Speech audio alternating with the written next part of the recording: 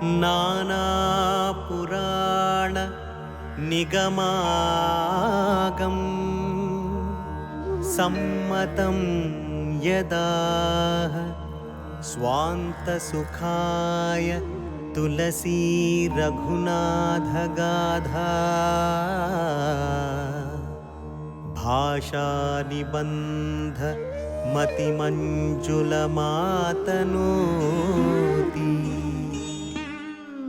पाक गंगा नदी का हर दिन नए एहसास के साथ लगातार बहते रहना भारतीय आस्था और यकीन से जुड़ा है। हर तरह का शास्त्र अकीदा मिसाल बनकर रहता है ये काशी का परिसर।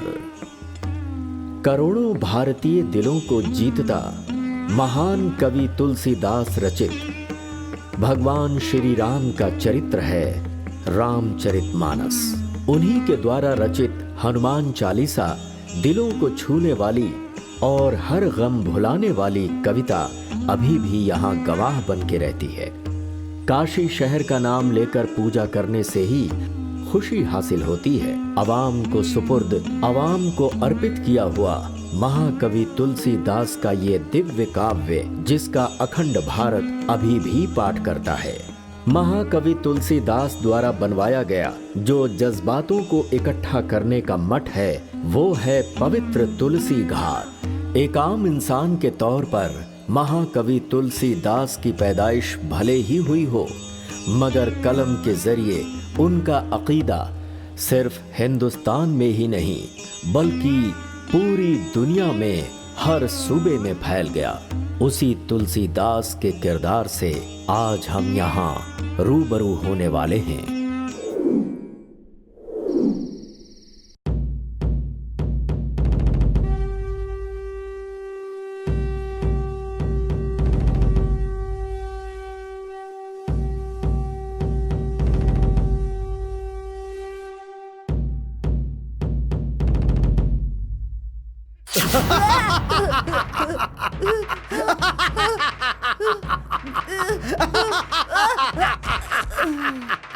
गंगाराम, महाकवि तुलसीदास की जो जिंदगी है वो अंधेरे से निकली हुई ऊर्जा है।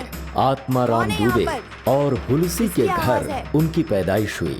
बचपन में ही राम भगत नाम के एक ज्योतिषी ने इनकी पैदाइश को एक खतरा करार दिया।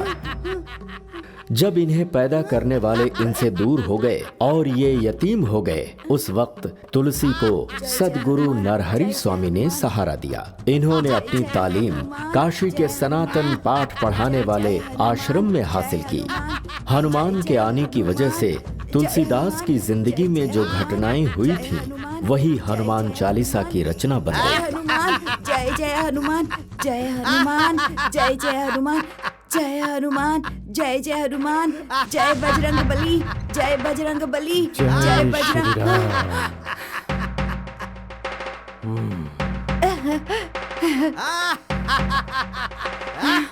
जय हनुमान, जय जय हनुमान, जय हनुमान, जय जय हनुमान, जय हनुमान, जय जय हनुमान, जय हनुमान, जय जय हनुमान, जय हनुमान, जय जय हनुमान।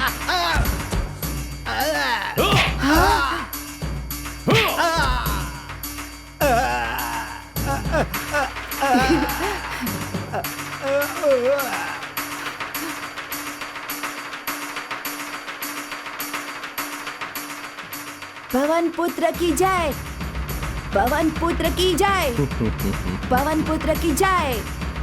जय आंजनेय, जय आंजनेय, जय आंजनेय।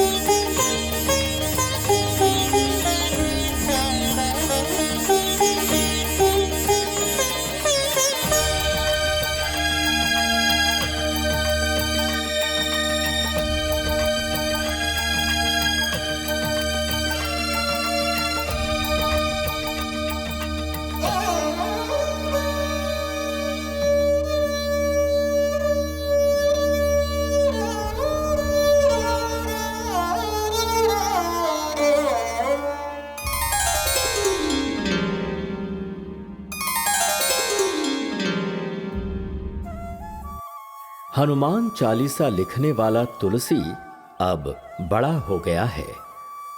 अपने गांव राजापुर जाने के लिए वो काशी से निकला और राम की कहानी सुनाने लगा। हर हर महादेव। बेटा आओ बैठो। शंभु शंकरा। अच्छा, तुम्हारा नाम क्या है? बाबा, मेरा नाम है तुलसीदास। तुलसीदास? इस महान देश में जन्मा तुलसीदास। बेटा, तुम्हें देख के पता है क्या लग रहा है?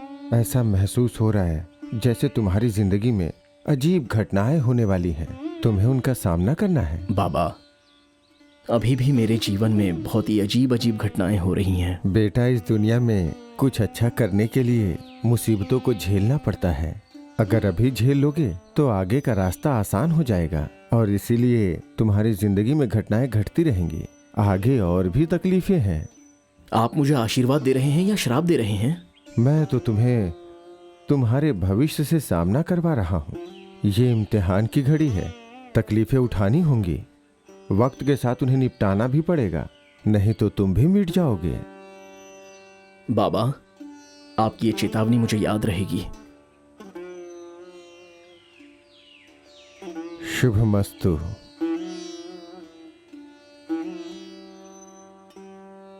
श्री गुरु चरण सरोज रजा, निज मन मुकुर सुधारी।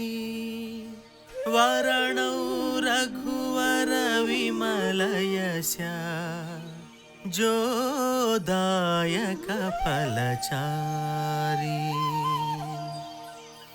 बुद्धिहीन तनु जानिके, सुमिरौ पवन कुमार।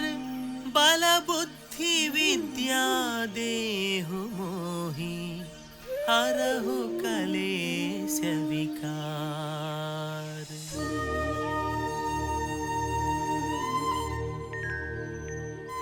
जय हनुमान ज्ञान गुण सागर, जय कपीस तिहु लोक उजागर। रामदूत अतुलित बल धामा, अंजनी पुत्र पवन सुत नामा।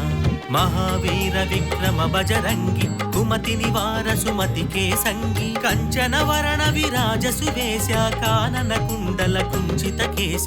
जय हनुमान जय हनुमान, जय जय जय जय जय हनुमान। जय हनुमान जय हनुमान, जय जय जय जय जय हनुमान। हाथ वज्र ध्वजा विराजै, कांधे मूंज जनेऊ छाजै। शंकर सुवन केसरी नंदन, तेज प्रताप महाजगवंदन। विद्यावान गुणी अति चातुर, राम काज करिवे को आतुर।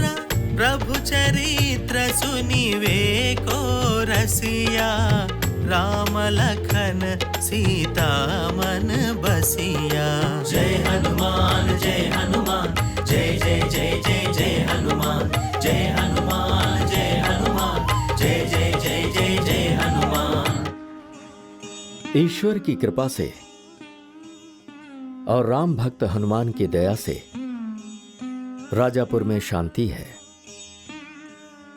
मगर शास्त्रों पर आधारित मेरा ज्योतिष कभी भी गलत साबित नहीं हो सकता। मेरी वजह से जो गुनाह हुआ है उसका प्रायश्चित करने के लिए मुझे हमेशा के लिए यह गांव छोड़कर जाना है। मगर हनुमान चालीसा सुनने के बाद मुझ में काफी तब्दीलियां आई हैं। ये जो हनुमान चालीसा हमारे राजापुर गांव में है, मैंने आत्माराम जी से सुना है। बेटा, क्या तुम उन्हें जानते हो? मैं ही आत्माराम कुमारों का बेटा तुलसीदास हूं। क्या कहा? तुम तुलसीदास हो? जी हाँ।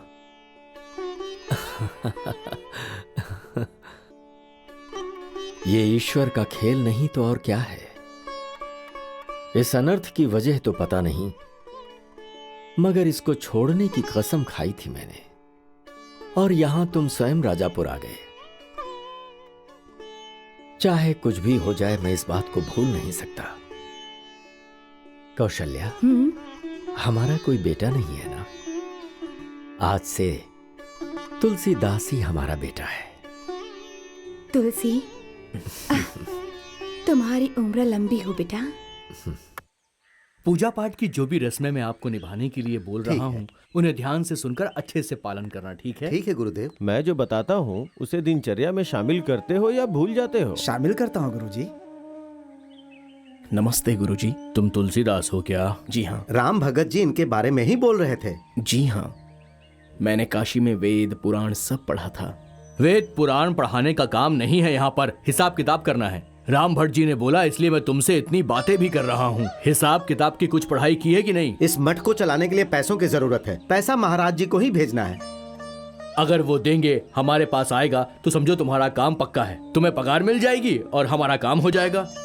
नमस्ते।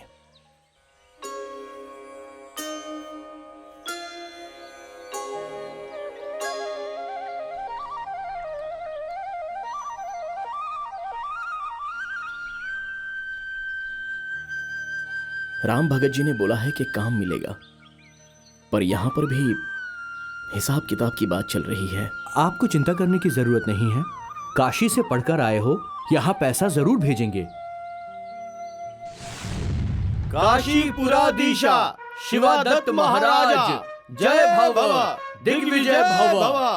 काशीपुराधीशा शिवादत्त महाराज। काशी के मंत्री लोग हमारे काशी विद्यापीठ में भारत के हर कोने से छात्र वेद और पुराण की पढ़ाई करने के लिए आते हैं। आज मैंने एक फैसला किया है।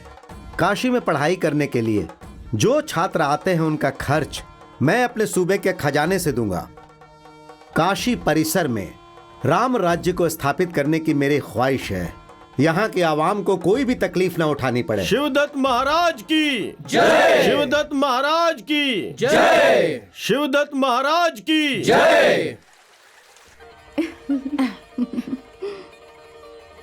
हमने पैसे किसको कहाँ दिए, किधर दिए, ये हिसाब किताब पूरी तरह तफसील से यहाँ पे लिखा हुआ है। तुम्हें सिर्फ ये देखना है कि पैसे ठीक से खर्च हो रहे हैं या नहीं हो रहे हैं।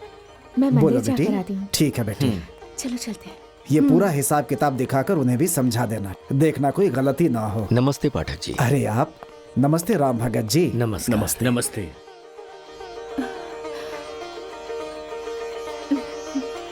कहिए राम भगत जी, कैसे आना हुआ इधर? अंदर आइए। जी चलिए।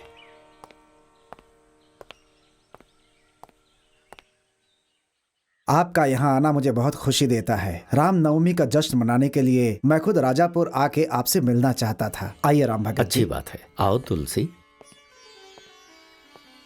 कहिए राम भगत जी, सब कुछ ठीक है ना?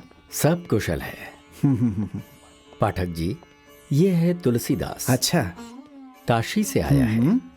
बैठिए। ये सनातन की पढ़ाई कर रहा है, गुरुकुल का छात्र है। हाँ हाँ, सनातन के बारे में गुरुकुल चलाने वाले कई लोग हैं राम भगत जी। हमें बस यही पता करना है कि तुलसीदास एकांत में पढ़ाई करके सबको अच्छे से पढ़ा सकते हैं या नहीं। पाठक जी, हमारे तुलसीदास को वाल्मीकि रामायण बेहद पसंद है, इसीलिए रामकथा को इसने कई जबान में लिखने का प्रयास किया है। ऐसा है क्या? एक बात आप सुनेंगे तो और भी हैरान हो जाएंगे। सिर्फ 13 साल में इसने हनुमान चालीसा की रचना की है। हनुमान चालीसा आपने लिखी है तुलसीदास जी? हाँ आचार्य जी। बहुत खूब, कमाल है ये तो। हनुमान चालीसा को लिखना और राम भक्त हनुमान की जीवनी को इस तरह से पंक्तिबद्ध कर देना बहुत ही बेहतरीन काम है ये। गुरुदेव नरहरि दास सनातन जी का मुझ पर आशीर्वाद ना होता तो ये लिखना नामुमकिन होता, वरना आम आदमी से ये कैसे मुमकिन होता। आपका दिल बहुत बड़ा है तुलसीदास, क्या बोलते हैं भगत जी? आपका कहना बिल्कुल सत्य है। तुलसी जी। पुजारी जी तुम्हारा मंदिर में इंतजार कर रहे होंगे। वो तुमसे श्री राम नवमी के बारे में कुछ बात करना चाहते हैं। जाओ तुलसी। जैसा आप कहें आचार्य जी, मैं उनसे मिलकर आता हूँ। आप तुलसीदास के बारे में कुछ बोलना चाह रहे थे? इससे पहले कि आप तुलसीदास के बारे में कोई फैसला लें, मैं आपसे कुछ कहना चाहता हूं। जी कहिए। तुलसी को पैदा करते वक्त इसकी मां हुलसी गुजर गई और उसके 1 हफ्ते के बाद इसके पिता आत्माराम जी भी गुजर गए। मैंने इस बच्चे की कुंडली देखी थी। इसकी जिंदगी में कोई अनर्थ होने वाला है पाठक जी। ये सब तो ऊपर वाले भगवान का खेल होता है भगत जी। मैं अब चलता हूं पाठक जी। इस रामनवमी को हम मिलेंगे, तो मैं चलूं? नमस्कार। नमस्कार। रत्ना, जी पिताजी। तुमने राम भगत जी को देखा क्या? जी पिताजी, जब मैं मंदिर जा रही थी तब मैंने उन्हें देखा था। उनके साथ एक लड़का आया था, उसका नाम तुलसीदास था। बेटी रत्नावली, राम भगत उसकी तारीफ कर रहे थे। बड़ा ही अक्लमंद और काबिल इंसान है वो। काशी से पढ़ाई की है उसने। ये तो अच्छी बात है पिताजी। सुनो बेटी, तुम्हें समझ में आ रहा है ना कि मैं उस लड़के की बात आखिर तुमसे क्यों कर रहा हूं? वैसे तुलसीदास के बारे में तुम्हारा क्या ख्याल है बेटी? इस प्रश्न का उत्तर मैं कैसे दूं?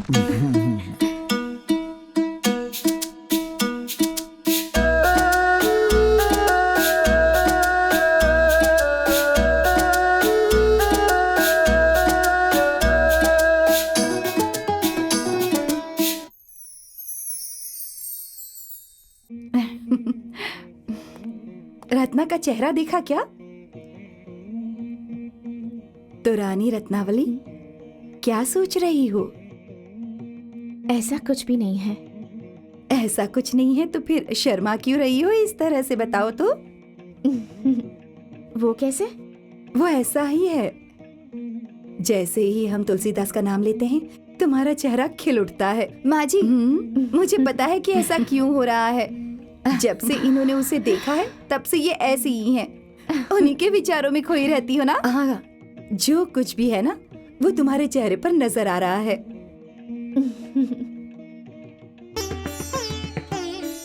रत्ना, पता नहीं ये किस दुनिया में खोई हुई है। रत्ना बेटी, क्या सोच रही हो? किस्मत वाले किन्हें कहा जाता है? जिन्हें हम चाहते हैं उसे हासिल कर लें, और जिनसे प्यार करते हैं उससे शादी हो तो उसे किस्मत वाले कहते हैं।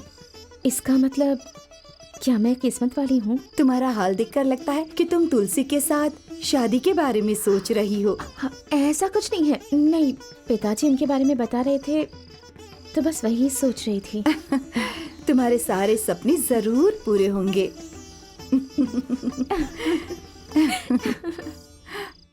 रामाय राम भद्राय रामचंद्राय वेद से रघुनाथाय नाथाय सीतः पतये नमः। पाठक जी, आज श्री राम नवमी का प्रसंग है, लेकिन हमारे गुरु राम भगत जी यहाँ पर नहीं आए हैं। हम उनका ही इंतजार कर रहे हैं। सुनो कौशल्या, राम भगत जी अभी तक नहीं आए। भगत जी काशी गए हुए हैं एक जरूरी काम से। तुलसी के स्वयंवर के पहले आ जाएंगे। स्वयंवर? ये आप क्या कह रही हैं माँ जी? हाँ, तुम सीता देवी के स्वयंवर की कहानी बताने आए हो ना। इसका मतलब आज तुलसीदास सीता देवी के स्वयंवर की कहानी बताएंगे। जी हाँ, मैं बहुत ही खुशकिस्मत हूँ।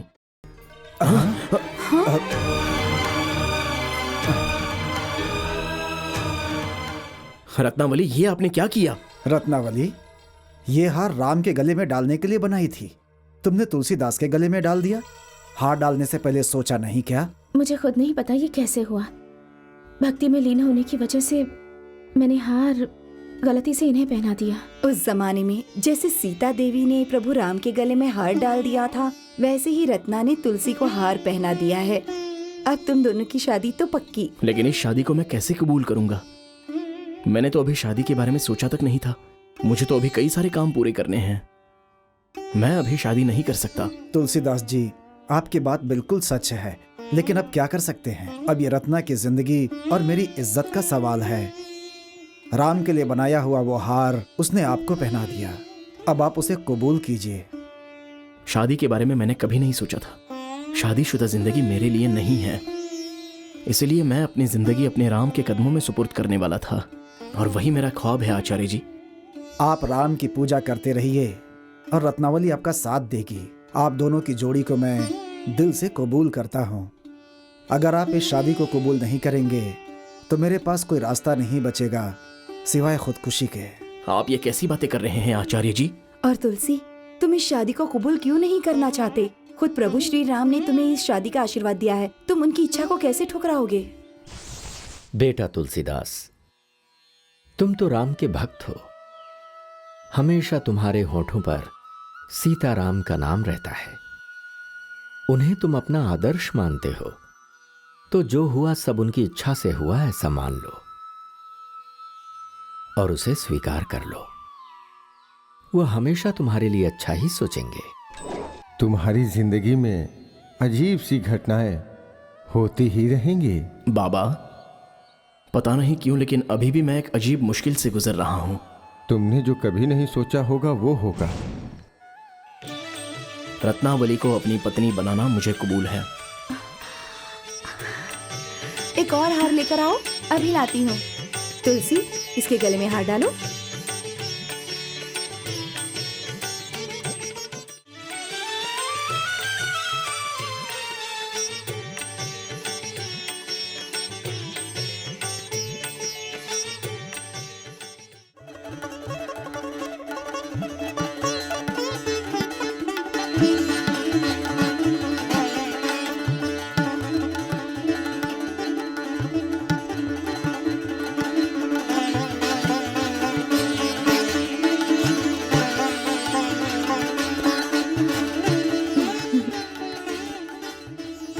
रत्ना, तुम उनका इंतजार कर रही हो?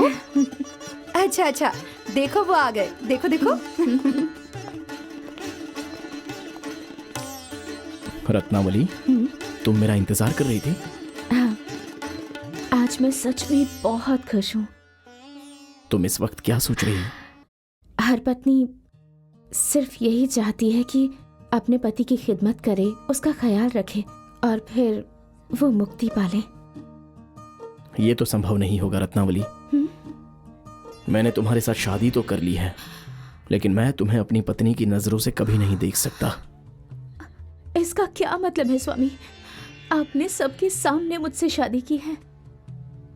हार तुमने मुझे पहनाया था रत्नावली, मैंने नहीं। क्या आपसे एक मिन्नत कर सकती हूँ? हाँ, कहो। मेरे पिताजी ने बड़े अरमानों के साथ मेरी शादी आपसे की। उन्हें आपके फैसले के बारे में पता नहीं चलना चाहिए। उन्हें लगना चाहिए कि हमारे बीच एक पति पत्नी का रिश्ता है। स्वामी,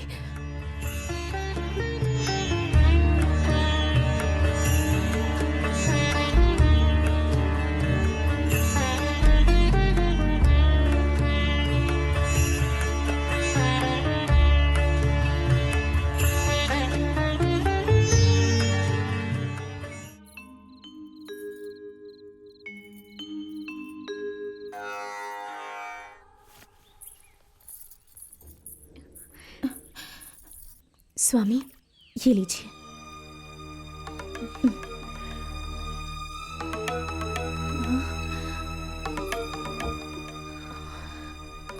क्या हुआ बेटी? कुछ नहीं पिताजी।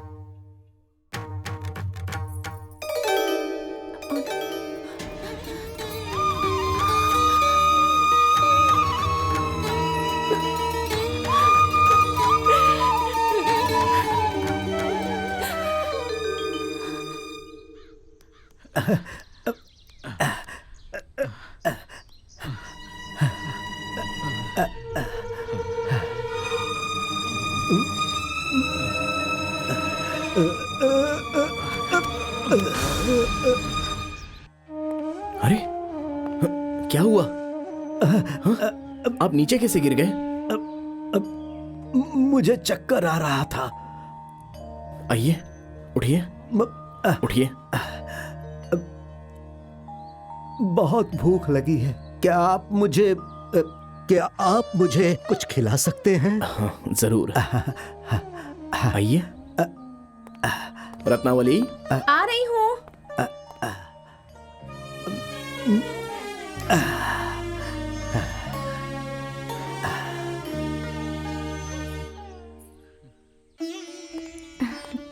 स्वामी जी। खुश रहो, खुश रहो। आप दोनों सदा सलामत भोजन रहो। कीजिए। हाँ।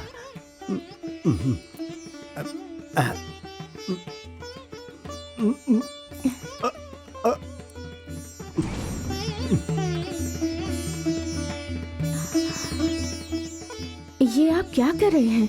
आपके सामने जो खाना रखा है, अगर आपने वो नहीं खाया तो उसकी बेइज्जती नहीं होगी? माफ करना बेटी, 2 दिनों से मुझे भीख नहीं मिली। इस खाने को मैं घर ले जाऊंगा और अपनी भूखी बीवी को खिलाऊंगा। पंडित जी, अगर आप पहले ही बता देते तो रत्नावली आपके साथ साथ आपकी पत्नी के लिए भी खाना बना देती। अरे पंडित जी, आप शादीशुदा हैं, फिर भी आपको नहीं पता है कि एक पति का कर्तव्य क्या होता है? वहां मेरी पत्नी भूखी रहे तो मैं यहां कैसे खा सकता हूं बताइए? मैं ये गुनाह कैसे कर सकता हूं? वो मेरी अर्धांगिनी है। हम अपना सुख दुख भूख प्यास सब बांटते हैं, यही मेरा कर्तव्य है और जिम्मेदारी भी। मैं इंसान हूं, जानवर नहीं। सिर्फ अपनी खुदगर्जी के लिए कैसे जी सकता हूं? क्योंकि मेरे और मेरी पत्नी के बीच बहुत ज्यादा गहरा रिश्ता है। मैं भगवान से प्रार्थना करूंगा आप दोनों के रिश्ते को भी बनाकर रखें। अब मैं चलता हूं। शुभमस्तु। हाँ,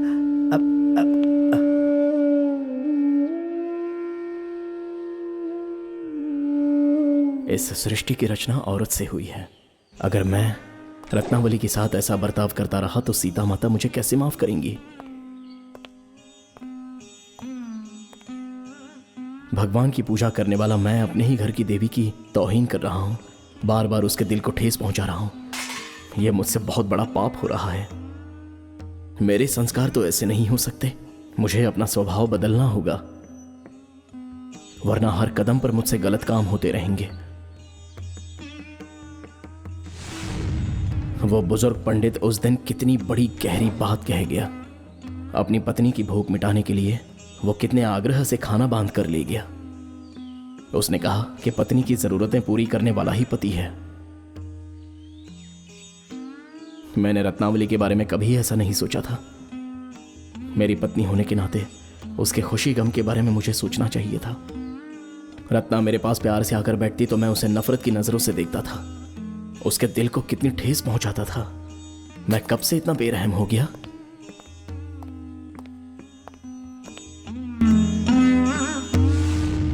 लेकिन अभी से मैं रत्नावली को अपना प्यार दिखाने वाला हूं।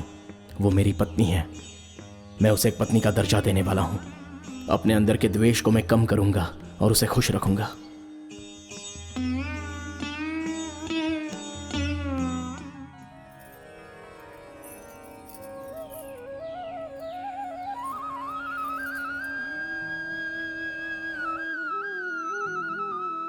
अरे रत्नावली, रत्ना, किन विचारों में खोई हो? हे सीताराम, मेरा परिवार भी आपके परिवार जैसा खुश रहे, हमारे सारे ख्वाब पूरा करे। आपका आशीर्वाद हमेशा बना रहे।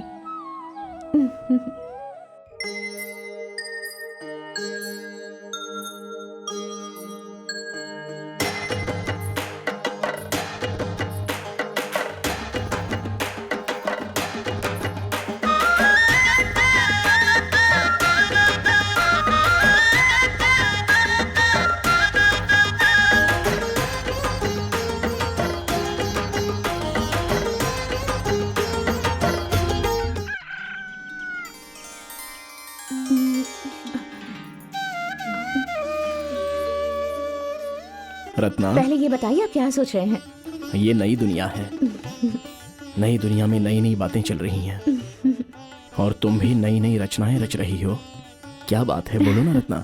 जो कविताएं लिखते हैं वो बातें भी कविताओं जैसे ही करते हैं। ये सारी नई नई पुरानी है, आप अब देख रहे हैं बस। लेकिन मैं आपकी बातों में नहीं आने वाली हूँ। मेरी बातों में नहीं तो मेरी बाहों में तो आओगी ना। अरे छोड़िए ना मुझे। रत्ना रुको तो।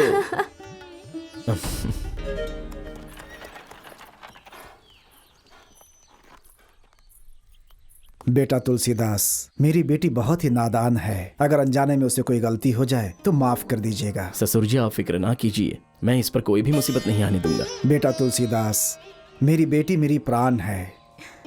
उसे बीच बीच में मेरे पास भेजते रहिएगा। पिताजी, मैं आपको छोड़कर कहीं नहीं जाऊंगी। आप ही समझाइए। रत्ना, तुम इतनी फिक्र क्यों कर रही हो? मैं अनसुईया को तुम्हारे साथ भेज रहा हूँ ना। हाँ, मैं भी तो आ रही हूँ तुम्हारे साथ। अनुसुईया किस लिए? मैं हूं ना। जाओ बेटी, हमेशा खुश रहो।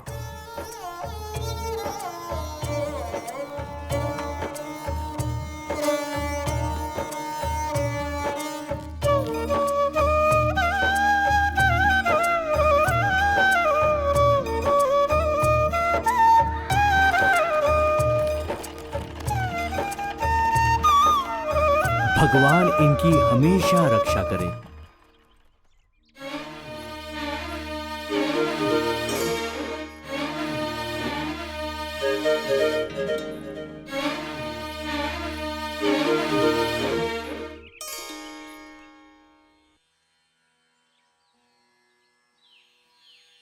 नमस्ते मुंशी जी। आपकी किस्मत चमक उठी है, राजा का खजाना हाथ लग गया है। कल से ही तुम काम पर लग सकते हो। अच्छे से काम करना, ठीक है? राम भगत के कहने पर हमने तुम्हें काम दिया है, दिल लगाकर काम करना। आपका बहुत बहुत धन्यवाद। लेकिन एक बात याद रखना, रोज का हिसाब किताब राजा को भेजते रहना। एक भी दिन की छुट्टी नहीं मिल सकती है, समझ गए ना? आपने जो कहा वो मैं समझ गया हूँ। मैं अपना काम पूरी ईमानदारी से करूंगा। अच्छी बात है।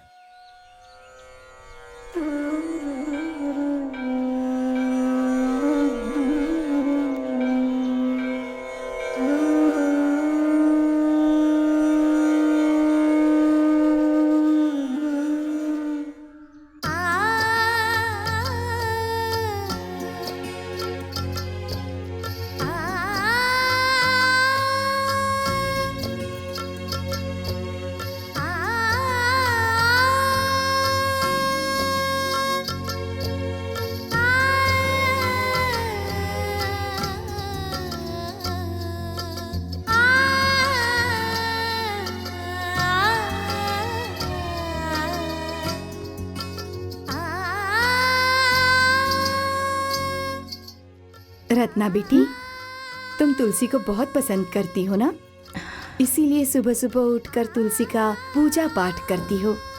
सासू माँ, तुलसी की पूजा करना मेरी किस्मत में ही लिखा हुआ है। जिनके साथ मेरी शादी हुई है उनका नाम भी तो तुलसी ही है ना। मेरी खुशी, गम, अच्छा बुरा जो भी है, सब कुछ इसी तुलसी से ही तो जुड़ा हुआ है। तुम इस तुलसी की बात कर रही हो या उस तुलसी की बात कर रही हो?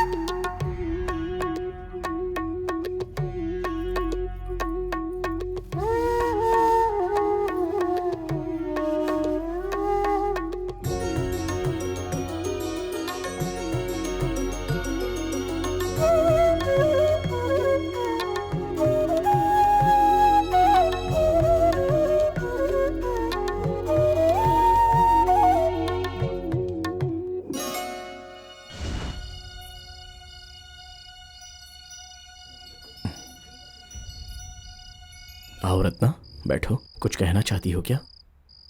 कल सुबह आप मठ में जाने वाले थे ना? कल नहीं, सोमवार से जाऊंगा। लेकिन पिछले सोमवार को तो आपने कहा था कि आने वाले बुधवार से जाने वाले हैं। आज का दिन इतना शुभ नहीं है, और शादी के फौरन बाद जाना अच्छा भी तो नहीं लगेगा ना। वार, तिथि, मुहूर्त, लग्न, इनके अनुसार जाना पड़ता है।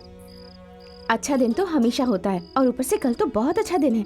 राशि में अच्छा फल भी दिख रहा है, और गज केसरी का हफ्ता है, और गुरुवार भी है। मुझे पता है रत्ना कि तुम ज्योतिषी की बहुत ही होशियार बेटी हो, लेकिन अब ये सब क्यों? मुझे पता है कल अष्टमी है और शनिवार को यमखंड भी है, ऊपर से आदिवारम तिथि का दिन है। मतलब आप सोमवार को तो जरूर जाएंगे ना? अरे सोमवार तो क्या, मैं तो आज ही जाना चाहता था, लेकिन रत्ना तुम्हारे बाहों में खो जाने का दिल करता है। मैं तुम्हारे करीब रहता हूँ तो मेरे जिस्म में अलग तरह की सनसनाहट होती है। मैं हमेशा तुम्हारे करीब रहना चाहता हूँ। राम भगत जी, इंसान अपनी ख्वाहिशों, उम्मीदों और रिश्तों के लिए जीते हैं, लेकिन मेरी जिंदगी अब मायूस होने लगी है। पाठक जी, आज तक मैंने कभी भी आपको इतना मायूस नहीं देखा। आपका पैगाम मिलते ही मैं दौड़ा चला आया। रत्नावली बेहद खुश है, ऊपर से आपको तुलसीदास जैसा दामाद मिला है। फिर भी इसका क्या फायदा भगत जी? बेटी से मिले 3 महीने हो गए, दशहरा चला गया, दिवाली भी चली गई। रत्ना से मिलने के लिए मैं बहुत बेचैन हो रहा हूँ। आप हिम्मत रखिए पाठक जी, यमुना के पास में ही राजापुर गांव है, लड़की को किसी से बुलवा लेते हैं। मैंने कितनी बार लोगों को भेजा है, लेकिन तुलसीदास कोई ना कोई बहाना करके उन्हें वापस कर देते हैं। जब रत्ना 4 साल की थी तो नर्मदा उसका हाथ मेरे हाथ में सौंप कर चल बसी। बिन माँ की बच्ची को पाल पोस कर बड़ा किया, इसीलिए उसके प्रति मेरा अत्यधिक ही लगाव है। पाठक जी, मैं आपकी तकलीफ समझता हूं, आप फिक्र ना कीजिए, मैं आज ही रत्नावली से बात करता हूं। भगत जी, मेरी ख्वाहिश रही है कि रत्ना हमेशा मेरी आंखों के सामने रहे, लेकिन एक लड़की का पिता होने के नाते ये भाग्य भला किसे प्राप्त होता है? मैं सब समझ गया पाठक जी। मैं स्वयं तुलसी से ये पूछूंगा कि वो रत्नावली को यहाँ क्यों नहीं भेज रहा। वो मुझे पता नहीं भगत जी, मैं खुद राजापुर जाकर रत्नावली को लेकर के आऊंगा। उसे देखे बिना मैं जी नहीं सकता। तुलसीदास, तुलसीदास!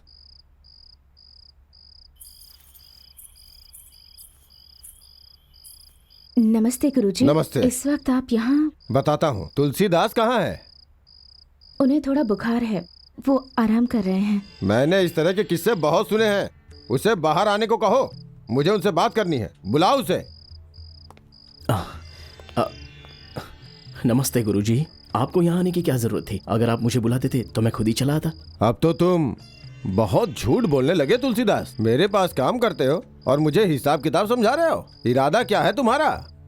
कल से मैं नौकरी पर जरूर आऊंगा गुरुजी। मुझे तुम्हारी बातों पे जरा भी यकीन नहीं है। तुम गद्दार हो, वादे के पक्के नहीं हो, पढ़े लिखे जाहिल हो तुम। माफ कीजिए गुरुजी, लेकिन अगर आप मेरे पति की इस तरह से बेइज्जती करेंगे तो मुझसे बर्दाश्त नहीं होगा। ऊपर से ये महाकवि वेद पुराण के जानकार हैं। रत्ना, इनकी बातों को दिल पर मत लो। हाँ, अब मुझे सब समझ में आया। इन सब की वजह तुम्हारी बीवी है। तुम्हारे प्यार के चक्कर में पड़ के ये घर पे बैठा हुआ है और इसीलिए ये नौकरी पे भी नहीं आ रहा है। पत्नी का कर्तव्य पति के साथ रासलीला करना ही नहीं है, पति की जिम्मेदारियों को भी उसे याद दिलवाना है। तुम्हारी वजह से वो अपनी जिंदगी खराब कर रहा है, तुम्हें शर्म आनी चाहिए। गुरुजी, इसमें रत्ना की कोई गलती नहीं है। मैं कल से मठ में जरूर आऊंगा नौकरी के लिए। आखिरी बार खबरदार कर रहा हूँ, अगर तुम कल नहीं आए तो याद रखना बाद में पछताओगे। नमस्ते भाई साहब। नमस्ते। गुरुजी कैसे हैं? बहुत अच्छे हैं, बगल के गांव में गए हुए हैं। उन्हें बताइएगा कि मैं उन्हें याद कर रहा ठीक था। है। वैसे आप तुलसी को गलत समझ रहे हैं, इनकी नई नई शादी हुई है, उसे एक और मौका दीजिए। तुलसी बहुत पढ़ा लिखा है और रत्नावली मेरी बेटी के समान है। देखिए माता जी, मैं जानता हूँ तुलसीदास बहुत बड़ा पंडित है, उसी वजह से मैं खुद चला आया, नहीं तो किसी नौकर को भेजकर इसे यहाँ से घसीट कर लाने को कहा होता। इतने दिनों से बर्दाश्त कर रहा था। तुलसीदास, तुम्हारे पास अब 2 रास्ते हैं, या तो इज्जत के साथ मत आओ और नौकरी करो, या फिर नौकरी से हाथ धो बैठोगे। याद रखना, ये बात समझ लेना।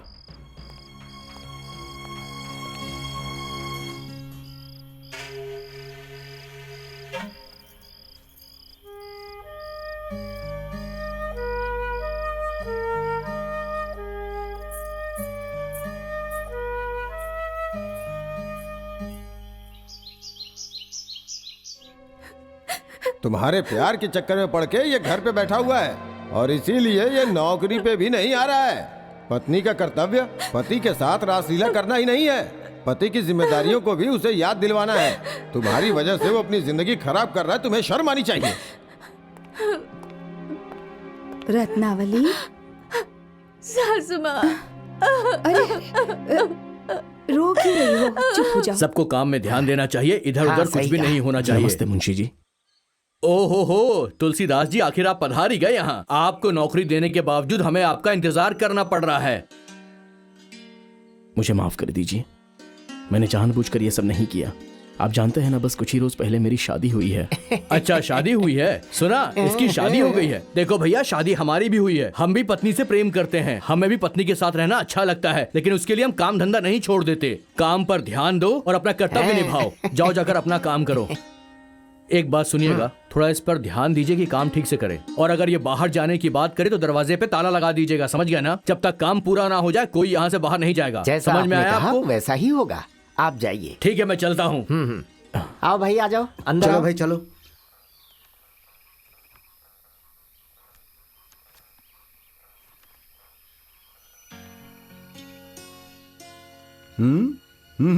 देखो वो जा रहे हैं। कहाँ जा रहे हैं? बैठो बैठो।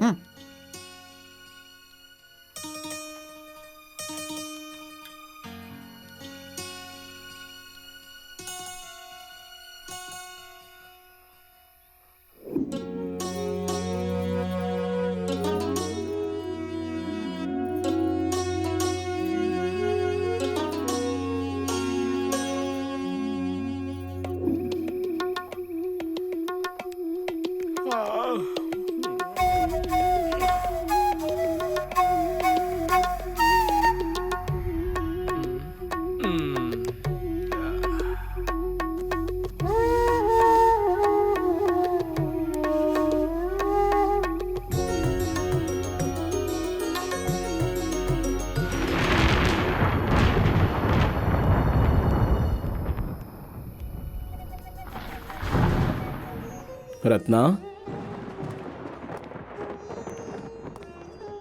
रत्नावली, रत्नावली कहाँ चली गई? तुलसीदास, हाँ? रत्नावली घर पर नहीं है। घर पर नहीं है तो फिर कहाँ गई? उसके पिताजी आकर ले गए।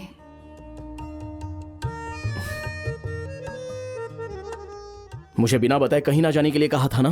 मैंने उसे समझाने की कोशिश की थी, लेकिन उसने मेरी नहीं सुनी। वैसे भी इसमें उसकी कोई गलती नहीं है, मुझे कब तक रोक सकते थे? सब तुम्हारी वजह से हुआ है।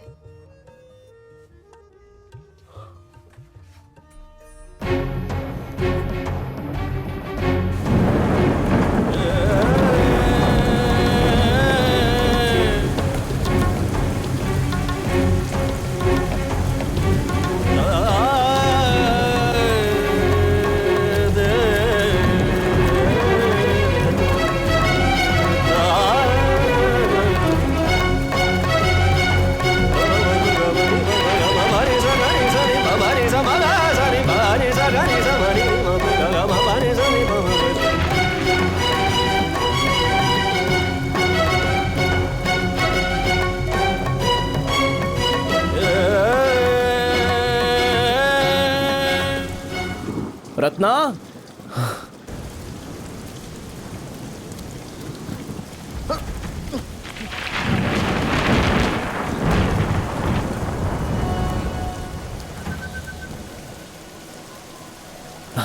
रत्नावली, रत्ना, रत्ना दरवाजा खोलो।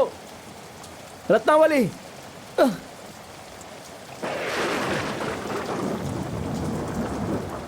रत्नावली,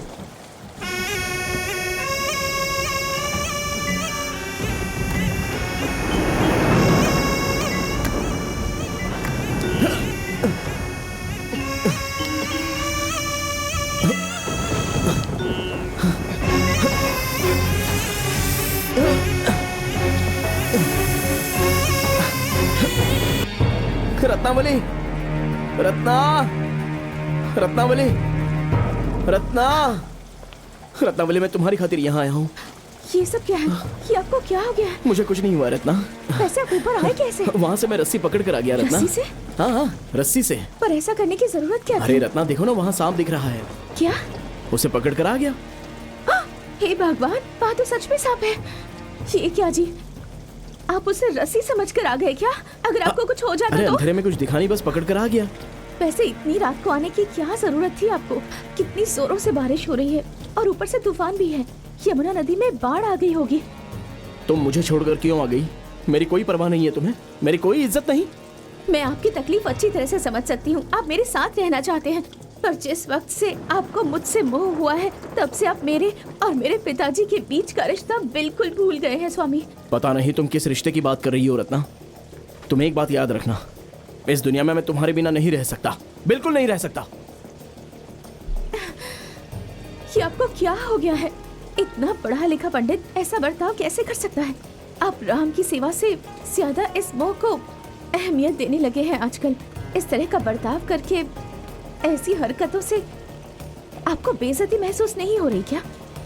मेरे ऊपर जो प्यार दिखा रहे हैं, अगर वही राम के ऊपर दिखाते तो आपकी जिंदगी सार्थक हो जाती। तुम्हारी बातों से ऐसा लग रहा है मैंने तुमसे शादी करके कोई गुनाह कर लिया हाँ, हो। किया है। मैं तुमसे मोहब्बत करता हूँ, ये कोई गुनाह है क्या? हाँ है। बस भी करो। लगता है तुमने हम दोनों के दरमियान के ताल्लुक को अब तक ठीक से जाना ही नहीं। मैं जा रहा हूँ। नहीं स्वामी, आगे से हम दोनों के बीच कोई रिश्ता नहीं। स्वामी, स्वामी मत जाइए। स्वामी रुक जाइए, रुक जाइए स्वामी। स्वामी, स्वामी रुक जाइए। शिवदत्त महाराज की जय। शिवदत्त महाराज की जय। महारानी इंदुमती की जय। महारानी इंदुमती की जय। गुरुदेव, ये शिवी भावा। आइए। शिवदत्त महाराज की जय। महारानी इंदुमती की जय। महारानी इंदुमती की जय। महाराज, आप यहाँ पर पधारे, हमें प्रसन्नता हुई। जनता भी बहुत खुश है। ये तो हमारी जनता का प्यार है और भगवान का आशीर्वाद है। कृपा कीजिए महाराज, अंदर आइए।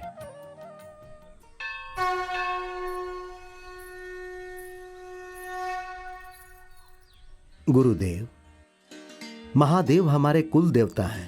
हम सब किस्मत वाले हैं कि हमें शिव जी का दर्शन मिल रहा है। महाराज जी, आपके इस राज में शैव, वैश्य, सभी धर्म के लोग भाईचारे के साथ मिलजुल कर रहते हैं। गुरुदेव, ये तो सिर्फ आपका बड़प्पन और जनता का हमारे प्रति स्नेह है। जब जनता के दिल में हम बने रहते हैं तो श्री राम की कृपा हम पे बनी रहती है। अंदर आइए महाराज। शिवदत्त महाराज की जय। ओम नागेंद्र हराय त्रिलोचनाय, भस्मांगरागाय महेश्वराय, नित्याय शुद्धाय दिगंबराय, तस्मै नकाराय नमः शिवाय, मंदाकिनी सलील चंदन चर्चिताय, नंदीश्वर प्रमथनाथ महेश्वराय। ओम नमः शिवाय, ओम नमः शिवाय, ओम नमः शिवाय।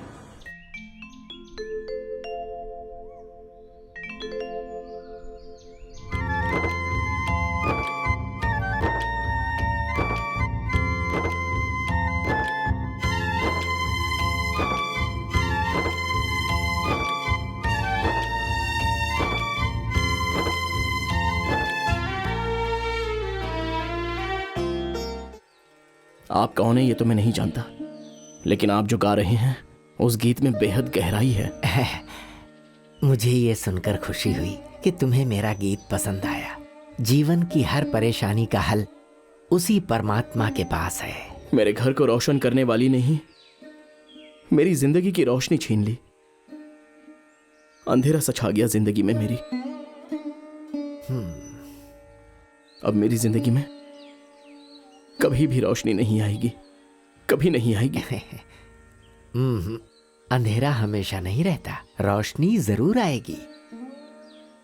आप इस सांसारिक जीवन से बेहद दूर हैं।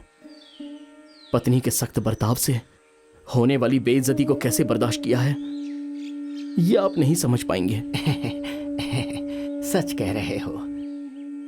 सब भगवान के हाथ में होता है। इस जीवन में कितनी मुश्किलें हैं, हम कैसे समझेंगे? अगर इन्हें समझना है तो स्वयं के अंदर झांकना होगा पुत्र। यही इसका इलाज है। महात्मा जी, मुझे माफ कीजिए। राधे श्याम, राधे श्याम।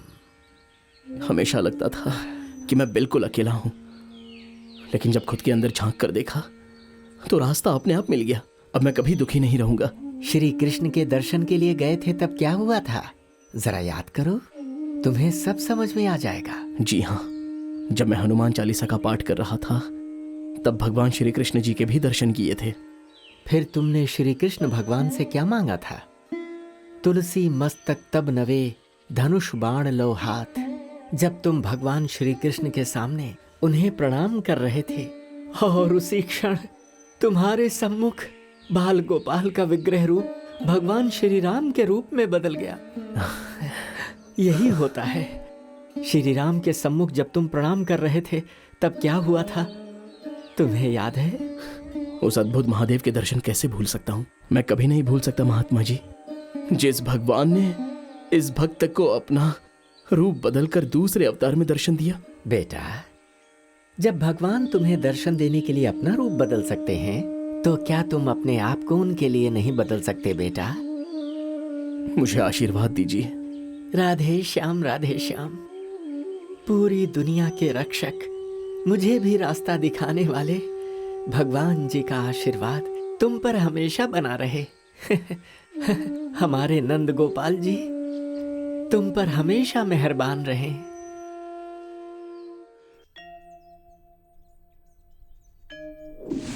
जब भगवान तुम्हें दर्शन देने के लिए अपना रूप बदल सकते हैं तो क्या तुम अपने आप को उनके लिए नहीं बदल सकते बेटा?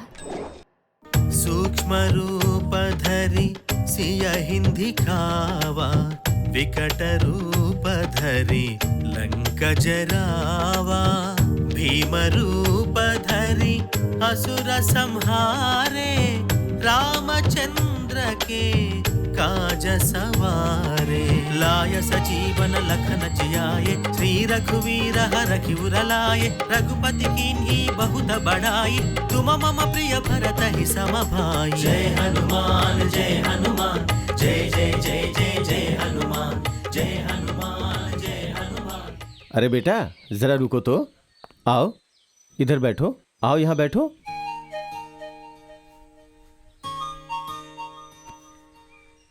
क्या बात है बेटा, बेहद परेशानी में दिख रहे हो। मेरे खुशी और गम से आपका क्या वास्ता है पंडित जी? ये तो बहुत आम बात है। इंसान की जिंदगी में गम के सिवा होता भी क्या है?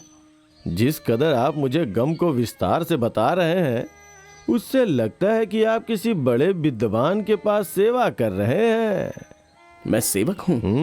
मैंने 4 वेद पढ़े हैं, उपनिषद भी जानता हूँ, अष्टादश पुराण तो मेरे जबान पर है पंडित जी। वाह, बहुत खूब। क्या मैं आपसे एक सवाल पूछूं, उसका जवाब दे पाओगे? पूछिए। भगवान कहाँ से आते हैं? पंचभूत के जरिए, जैसे कि पानी, धरती, अग्नि, हवा, आकाश, ये हमारे शरीर में निवास करते हैं पंडित जी। ये पंचभूत कहाँ से शुरू होते हैं? कुदरत से। इस कुदरत को किसने बनाया है? हरि ने। हरि कौन है? हरि कौन है? पंडित जी, आप वाकई नहीं जानते या आप मेरा इम्तिहान ले रहे हैं? मैं अब तक आपको समझ नहीं पा रहा हूं। मैं इस बारे में आपसे कोई बहस नहीं कर सकता पंडित जी। बहस करने की बात नहीं है, शायद इसके बारे में आपको पता नहीं है। हरि अनंत है, उनकी कथा अनंत है। वो बहुत ही अद्भुत आंतरिक आत्मा है और मेरे आदर्श सिर्फ भगवान श्री राम हैं। मैं राम जी का भक्त हूं। वो मेरे दिल में बसे हुए हैं। वो इस सृष्टि के कण कण में बसे हुए हैं। अगर आप इतने सच्चे भक्त हैं, फिर आप इतने दुखी और मायूस क्यों रहते हैं? इंसान की जिंदगी में खुशी और गम के अलावा है ही क्या? जब भी कोई खुशी आती है तो इंसान खुश होता है और गम में परेशान हो जाता है। लेकिन मैं क्या करूं? जब से जन्म लिया तब से किसी ना किसी बात से परेशान ही रहा हूं। अब मैं आपको कैसे समझाऊं पंडित जी? मुझे जिंदगी से ना कोई उम्मीद है और ना ही कोई ख्वाहिश है। मैं कितना भी सोचूं, कोई मार्ग नजर नहीं आ रहा। आप हिम्मत ना हारिए, कोई ना कोई रास्ता जरूर मिलेगा। पंडित जी, मेरा नसीब इतना भी अच्छा नहीं है। अगर आप इतने किस्मत वाले ना होते तो खुद राम जी आपको दर्शन क्यों देते तुलसीदास? तुलसीदास, आप मेरा नाम कैसे जानते हैं? आप कौन हैं? जय श्री राम।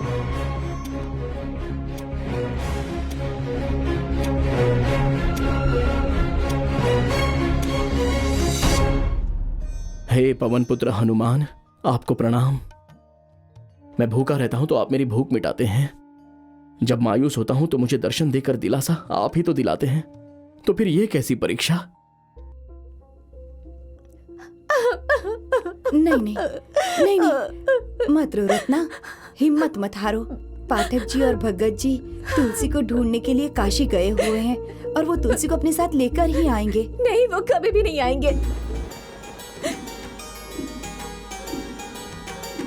क्योंकि वो सबको छोड़कर कहीं चले गए हैं। इस तरह हिम्मत नहीं हारते बेटी। आज तुम्हारी शादी का दिन है और तुम्हें इस हाल में छोड़कर तुलसी कहाँ जाएगा? वो जरूर आएगा बेटा, वो जरूर लौट कर आएगा। धीरज से काम लो बेटा। इसलिए तो मैं नई साड़ी पहनकर तैयार होकर पूजा कर रही हूँ। अमावस्या के दिन ही वो गए थे और अब तक लौट कर नहीं आए हैं और शायद कभी लौटेंगे भी नहीं। मेरी जिंदगी में तो हमेशा के लिए अमावस्या आ गया है। हे रामदूत हनुमान, मैं अपनी पत्नी को छोड़कर इतनी दूर तक आया हूं। कृपा करके मुझे रास्ता दिखाइए प्रभु। आखिर मेरे मार्गदर्शक आप ही तो हैं पवन पुत्र। भगवान तो अपने भक्तों की परीक्षा लेते रहते हैं।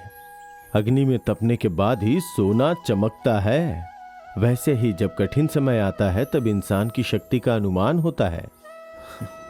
प्रभु श्री राम जी ने प्रजा के हित के लिए, धर्म का प्रचार करने के लिए कितना कष्ट सहा था, ये तो आप जानते हैं ना? अंजनी पुत्र, वो तो श्री राम थे, मैं तो एक मामूली इंसान हूं।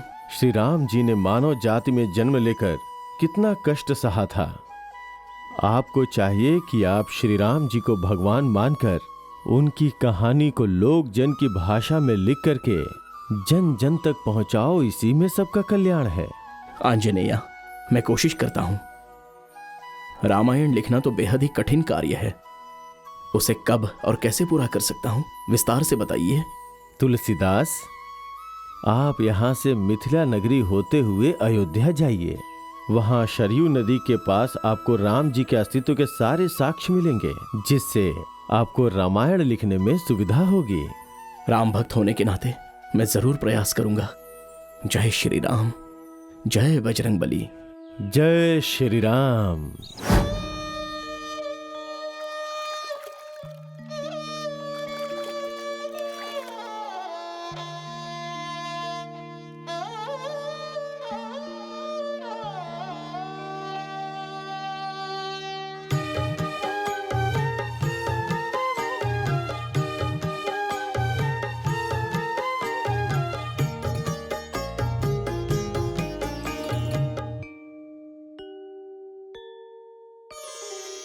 राम सीता राम, जय जय राम।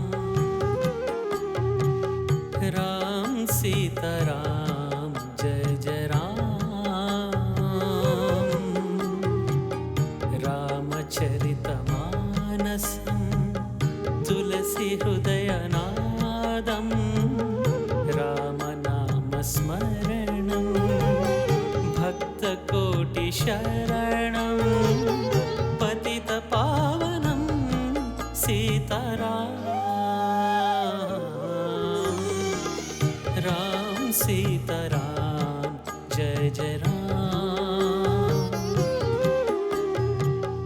राम सीताराम, जय जय राम।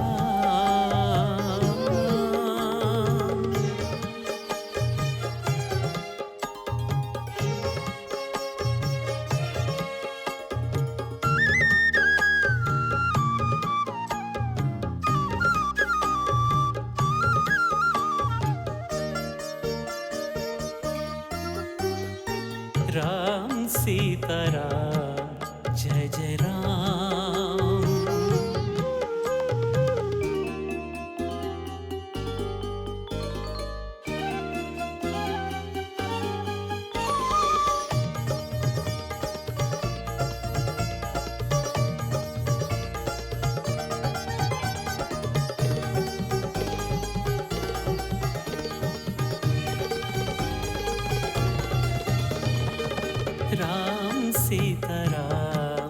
जय जय राम,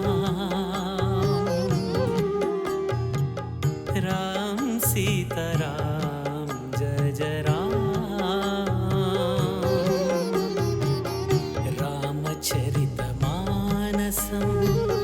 तुलसी हृदयनादं, रामनामस्मरणं भक्तकोटिशरणं, पतितपावनं सीताराम, राम सीताराम जय जय राम, राम सीताराम जय जय राम।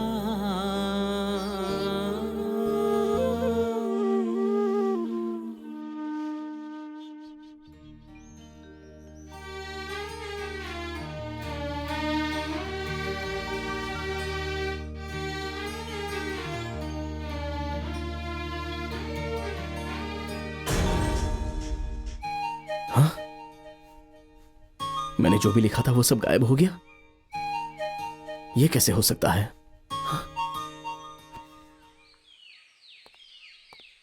महाकवि, ओ महाकवि, महाकवि तुलसीदास आप ही है ना? महात्मा, मैंने जो लिखा था वो खो गया है। महाकवि बुलाकर आप मुझे शर्मिंदा न करें। अरे नहीं नहीं, आप ऐसी बातें ना करें। देखिए तुलसीदास जी, सत्य बात तो ये है कि मैं पूरे हृदय से आपको सच्चा कवि मानता हूँ और आपको मजाक लग रहा है। मुझे श्री राम जी का आशीर्वाद मिला है, हनुमान जी का भी आशीर्वाद मिला है, फिर भी मेरा लिखा हुआ अदृश्य हो रहा है। क्या कहा आपने? जो लिखा है वो अदृश्य हो गया? वैसे इस समय आप कौन सा काव्य चरित्र पर काम कर रहे हैं? श्री रामचंद्र का चरित्र लिख रहा हूँ। ओहो, आप रामायण लिख रहे हैं क्या? तो क्या पहले किसी ने इसे लिखा नहीं है? और यदि लिखा है तो उसमें क्या गलत था जो आप लिख रहे हैं? या फिर आप पुराने को मिटाकर सिर्फ अपनी बात कहना चाहते हैं? क्या ये सत्य है? देखने में तो आप सज्जन लग रहे हो, पर किसी का मजाक उड़ाना आपको अच्छा लगता है। किसके दिल में क्या है ये जानना आपके लिए जरूरी नहीं है। आप सिर्फ और सिर्फ अपने कामों पर ध्यान दीजिए ना। झूठी बात करना, मजाक उड़ाना, खिल्ली उड़ाना, ऐसी बातें करना मुझे जरा भी पसंद नहीं है। मेरे मन में तो सिर्फ एक ही प्रश्न है कि आप रामायण आखिर क्यों लिख रहे हैं, बस। अब बताइए, किसी के मन में यदि ये प्रश्न आए तो उसे क्या जानने का भी अधिकार नहीं है? आपको दौलत चाहिए, राजा का अधिकार चाहिए, यही सत्य है ना? रुक जाइए, ये आप क्या बोल रहे हैं? मैं तो अपनी पत्नी, भौतिक सुख छोड़ छाड़ कर यहाँ पर आया हूँ और आपको ऐसा लगता है कि मुझे दौलत का लालच है? मेरे दिल की हर धड़कन में राम ही राम बसे हुए हैं। राम जी तो पूरे हिंदुस्तान में बसे हैं। इस दुनिया को बचाने वाला है ये रामायण ग्रंथ। वाल्मीकि ने लिखा हुआ रामायण मैं आसान भाषा में लोगों तक पहुंचाने का काम कर रहा हूं, जिसे पढ़कर लोग अपना जीवन पूरी तरह सुखी कर सकते हैं। रामायण लिखने के सिवा मेरी जिंदगी का कोई उद्देश्य नहीं है, बस यही मेरा संकल्प है। हो सकता है मुझ में कुछ खामियां हो, इसलिए मेरा रामायण लिखना अभी भी अधूरा है। तुलसीदास, आपका इस महाकाव्य रामायण को लिखने का ये संकल्प एक दिन जरूर पूरा होगा। आखिर आप कौन हैं मुझे बताइए। मैं कौन हूं अभी तक नहीं पहचाना? एक कवि दूसरे कवि को ना पहचान पाए, बड़ी आश्चर्य की बात है। जय श्री राम। महात्मा,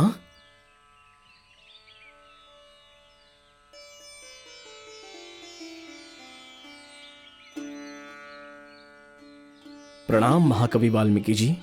यशस्वी भवा। मैं तो धन्य हो गया।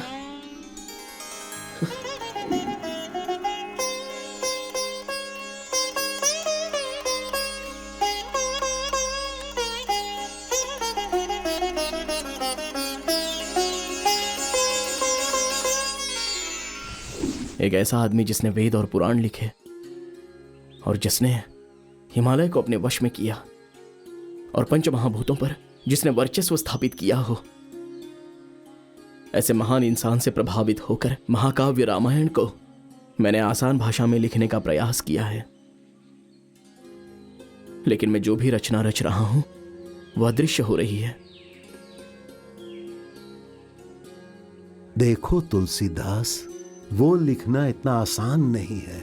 महाकवि, मेरी समझ में नहीं आ रहा। तुमने अपने जीवन में जो भी तकलीफें, बर्दाश्त की हैं, वही तुम मुझसे बताने के लिए यहां आए हो ना? महर्षि, मैंने जरूर कोई पुण्य किए होंगे जो मुझे आपके दर्शन मिले। मुझे आशीर्वाद दीजिए। सुनो बेटा, मुझे पूरा यकीन है कि तुम रामचरित्र की पूरी कहानी लिख सकते हो।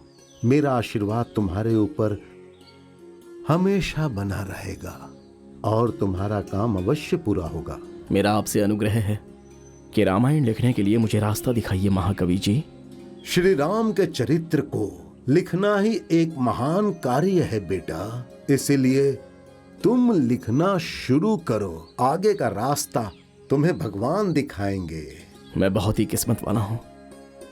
हाँ, सही कहा तुमने, लेकिन एक बात याद रखना कि रामचरित्र को हर किसी के दिल में बसाने के लिए तुम्हें बहुत मेहनत करनी पड़ेगी। आपने अभी जो बात मुझसे कही है वो मैं हमेशा याद रखूंगा महर्षि जी। तुलसीदास, इस चरित्र को सबके दिल में बसाने के लिए बहुत होशियारी से काम करना पड़ेगा।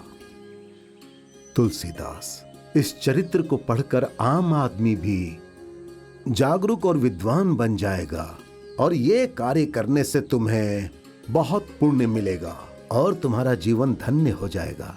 यशस्वी भवा। प्रणाम। आयुष्मान भवा।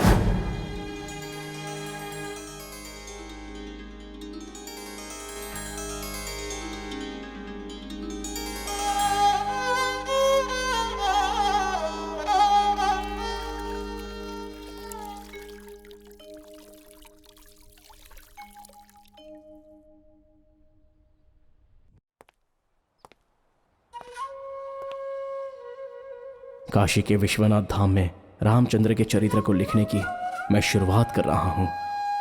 आप मुझे सद्बुद्धि और विवेक दीजिए। हे गुरुदेव, आपकी उन काव्य पंक्तियों को आसान भाषा में लिखने की मुझे अनुमति दीजिए और आशीर्वाद दीजिए। हे महादेव, मुझे शक्ति दीजिए और मुझे कुछ नहीं चाहिए।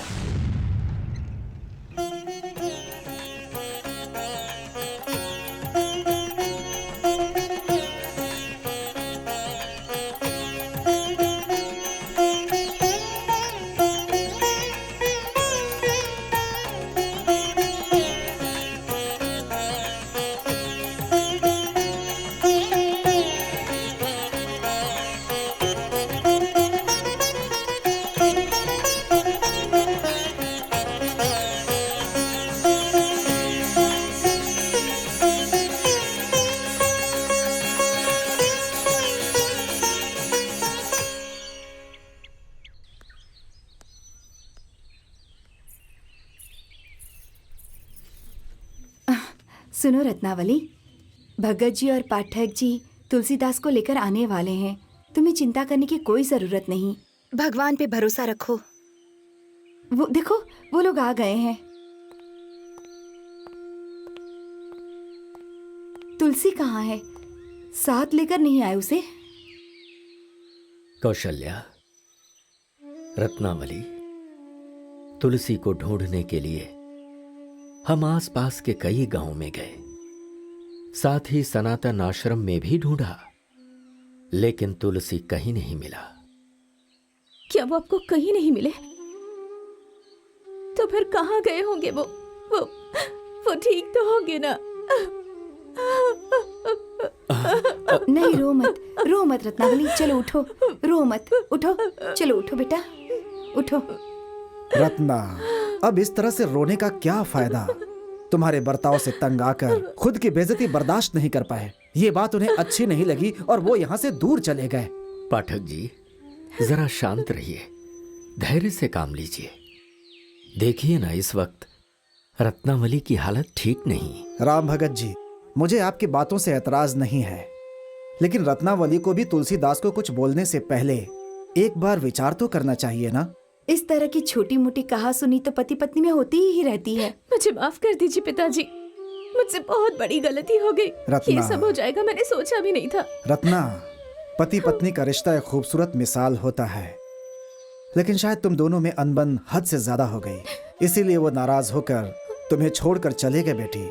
जो हो गया सो हो गया। अब ये सोचिए तुलसीदास कहाँ मिलेगा। अब तो ये बात पूरे विक्रमपुर गांव में फैल चुकी है कि मेरी बेटी ने कड़े शब्दों का प्रयोग करके तुलसीदास को घर से बाहर कर दिया।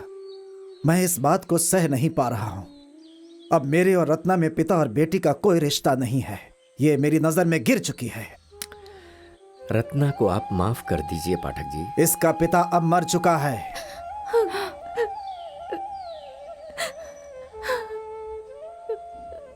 पाठक जी, इतना गुस्सा मत होइए। आपकी इजाजत हो तो मैं आपको एक हकीकत बताना चाहता हूँ। कैसी हकीकत?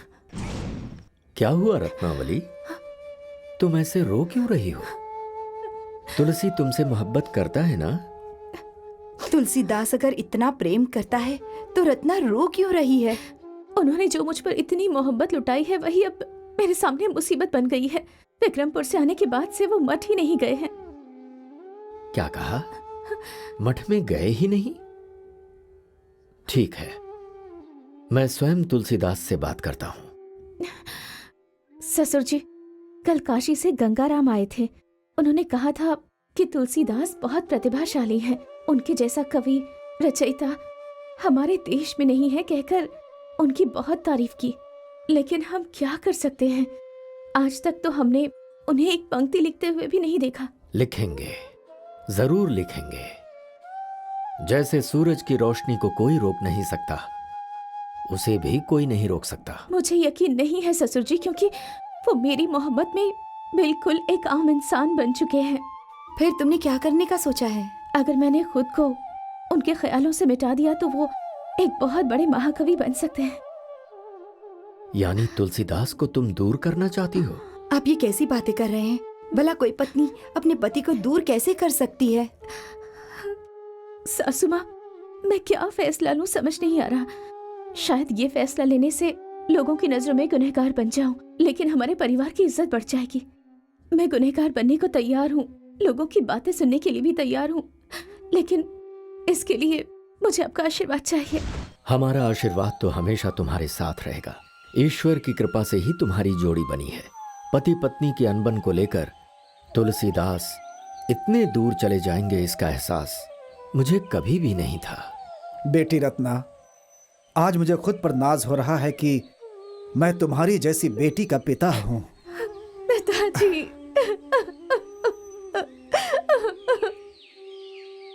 जय हनुमान ज्ञान गुण सागर, जय कपीस तिहु लोक उजागर। रामदूत अतुलित बलधामा, अंजनी पुत्र पवन सुत नामा।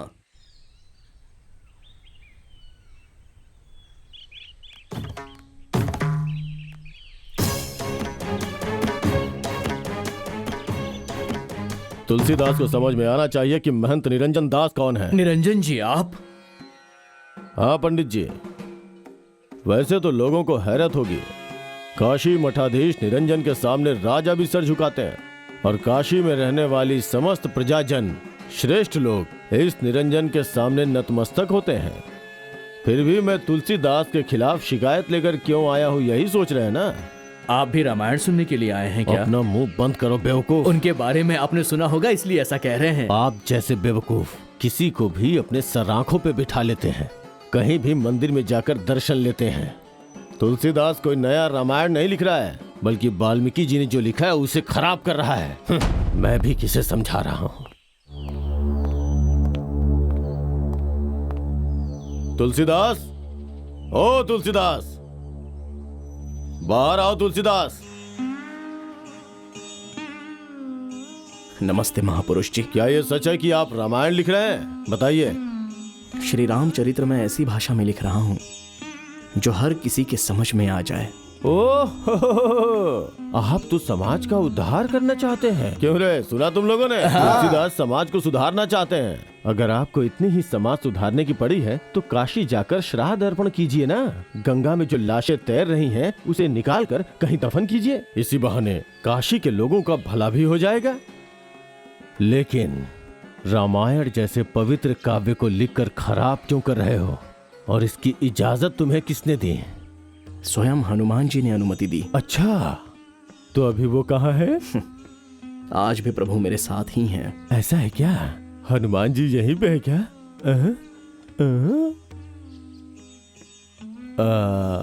मुझे तो कहीं नजर नहीं आ रहे हैं हनुमान जी। हनुमान जी, हनुमान जी, कहाँ हैं आप? अब इतना बुलाने पे भी हनुमान जी नहीं आ रहे हैं। हनुमान जी के दर्शन करने हैं तो भक्ति होनी चाहिए महापुरुष। ओहो, तो अब आप मुझे भक्ति सिखाएंगे? मैं यहाँ आपको चेतावनी देने के लिए आया हूँ तुलसीदास। आप जो लिख रहे हैं उसे रोक दीजिए। यह असंभव है। फिर से एक बार सोच लीजिए तुलसीदास, अभी भी वक्त है आपके पास। आप मेरे कदमों में गिर के माफी मांग लीजिए, नहीं तो याद रखिए मैं तुम्हारी लिखी हुई पोथी और इस कुटी को जला कर राख कर दूंगा। इस तरह की इसे सिर्फ चेतावनी मत समझिएगा, भविष्यवाणी है।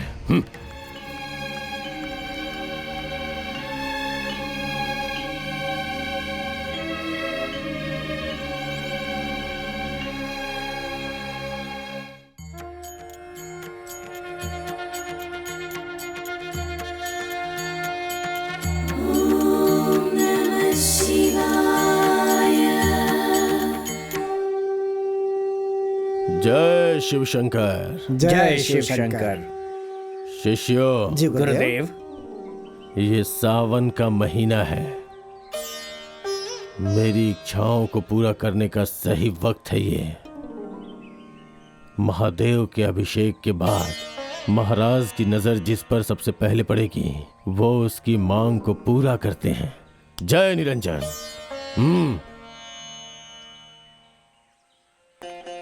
महाराज की जय हो। महंत निरंजन दास जी को प्रणाम। यशस्वी भव। महाराज, अगर आपकी इजाजत हो तो मैं आपसे एक विनती करना चाहता हूँ। इस पवित्र मंदिर में शिवरात्रि के शुभ अवसर पर आप जैसे विद्वान की मांग को पूरी करना वाकई मेरी खुशकिस्मती होगी। आज्ञा दीजिए महापुरुष। महाराज, मैं काम और क्रोध पर विजय प्राप्त करने वाला इंसान हूँ। अभी मेरी जिंदगी में सिर्फ एक ही लक्ष्य है, धर्म का निर्माण करना।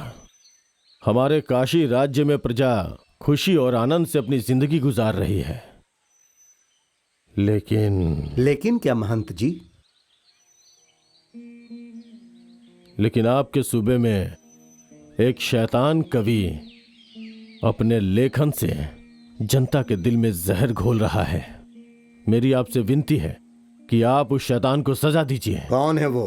तुलसी जैसे पवित्र नाम रखकर अपवित्र काम करने वाला तुलसीदास है। निरंजन दास जी, हमारे महामंत्री और हमारे न्याय व्यवस्था के जरिए हम जुर्म और इल्जाम की तहकीकात करके सजा देंगे। आपने उसके जुर्म के बारे में हमें आगाह किया है, वो तो सही है, लेकिन इस पवित्र मंदिर में उसके बारे में बात करने का क्या ये सही वक्त है? महाराज, मैंने जो बताया वो कोई आम जुर्म नहीं है। हम सालों से जिनकी पूजा करते हैं, महाकवि वाल्मीकि रामायण को गलत तरीके से लिख रहे हैं। वो वाल्मीकि जी ने जो कुछ भी रामायण में लिखा है उसे कोई भी ऐरा गहरा कैसे गलत साबित कर सकता है? राजगुरु, वो आम भाषा में रामायण को फिर से गलत तरीके से लिख रहे हैं। अगर हमने सही वक्त पर उनको नहीं रोका तो वो पूरी रामायण खराब कर देंगे। उसे पढ़ने के बाद काशी की जनता भ्रष्ट हो जाएगी। इसलिए जितनी जल्दी हो सके उन्हें कड़ी से कड़ी सजा दीजिए, या फिर आप उस रामायण को ही नष्ट कर दीजिए। आचार्य जी, हमें काशी की जनता पर विश्वास है।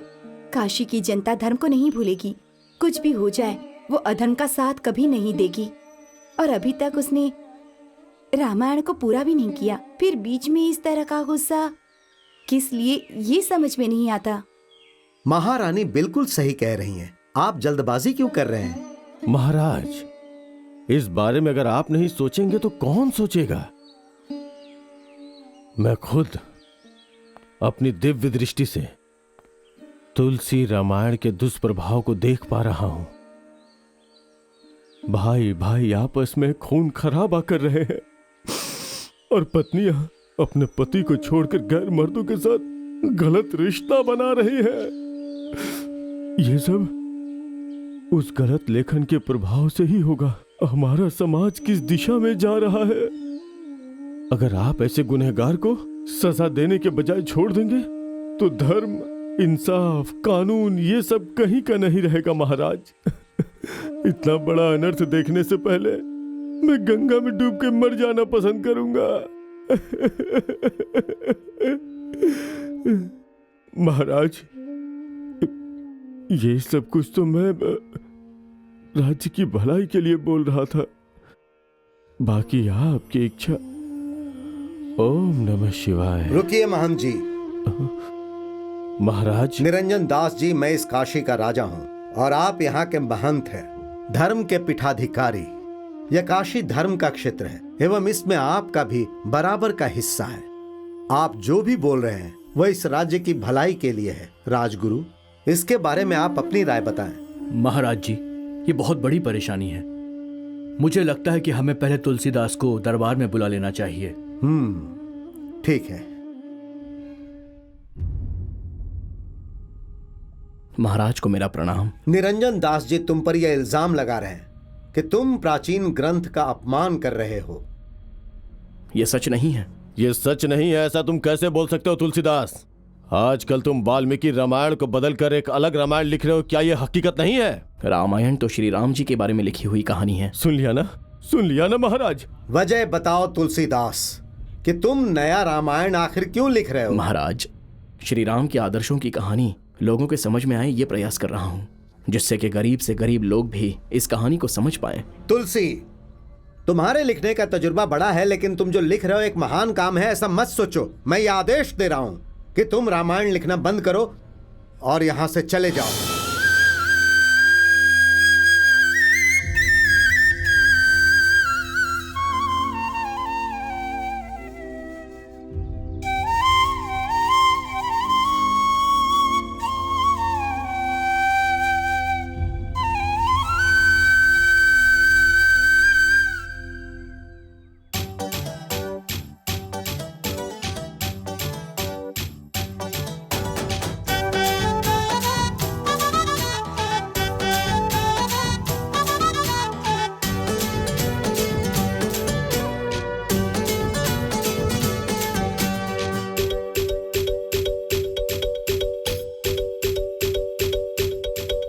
महाराज की जय हो। महाराज, दिल्ली से रहीम खान आए हैं, वो आपसे मिलना चाहते हैं। उनको यहाँ बाइज्जत लेकर आओ। जो हुक्म महाराज।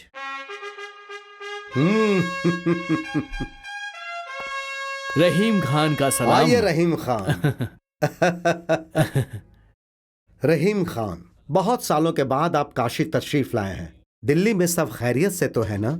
सब खैरियत है। दिल्ली दरबार में एक पंडित के मुतालिक जिक्र हुआ था कि तुलसीदास यहाँ पर रामायण लिख रहे हैं। हिंदुओं का रामायण एक पवित्र ग्रंथ है, इसे सावधानी से लिखना चाहिए, कोई बदअमनी नहीं होनी चाहिए। और इसी बात का पता लगाने के लिए मैं इतनी दूर से चलकर आपके सामने यहाँ पर हाजिर हूँ। हाँ रहीम खान जी, मुझे भी अभी अभी उसके मुतालिक खबर हुई है। हमने तुलसीदास को यहाँ बुलाकर उसके लेखन को रोकने का हुक्म दिया है। काशी नरेश, हम तुलसीदास से मुलाकात करना चाहते हैं। हम अभी के अभी उसे दरबार में बुलाते हैं। नहीं, आप रुक जाइए, मैं खुद जाकर तुलसीदास से मिलना चाहूंगा। जैसी आपकी मर्जी।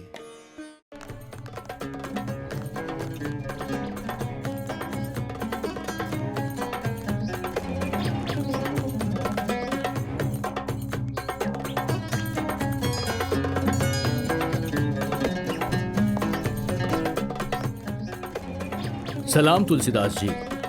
नमस्ते अब्दुल रहमान जी, आपका स्वागत है। आइए ना,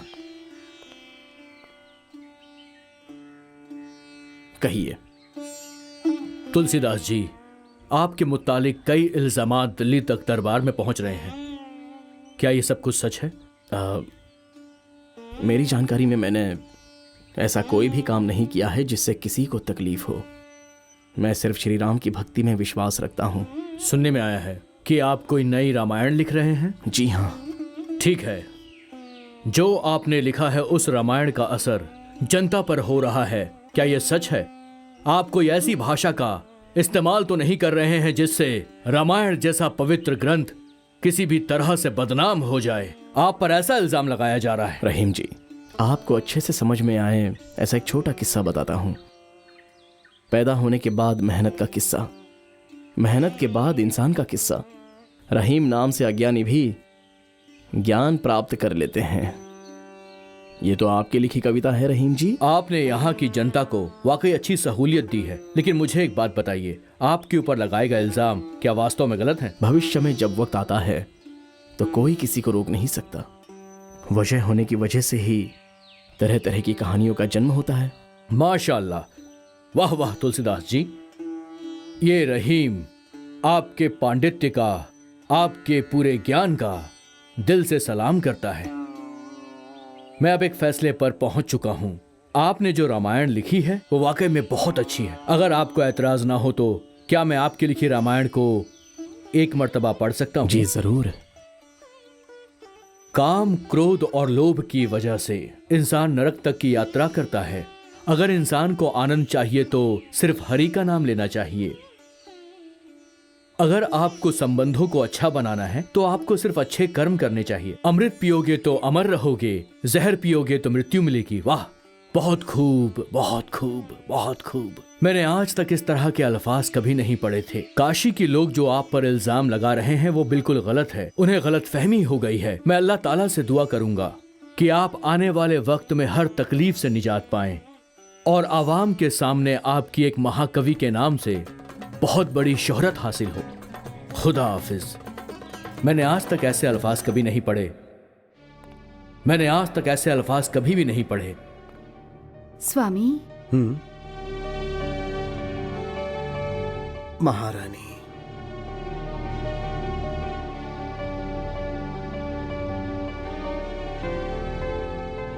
प्रभु, आप इतने चिंतित क्यों हैं?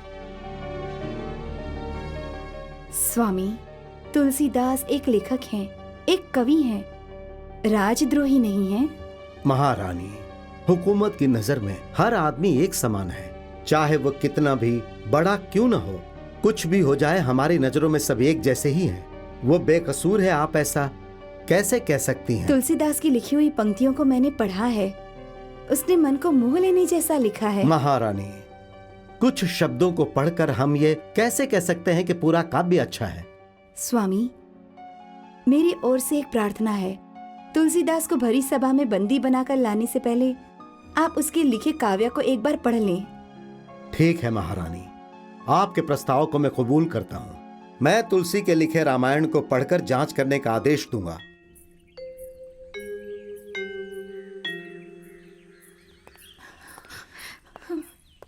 स्वामी,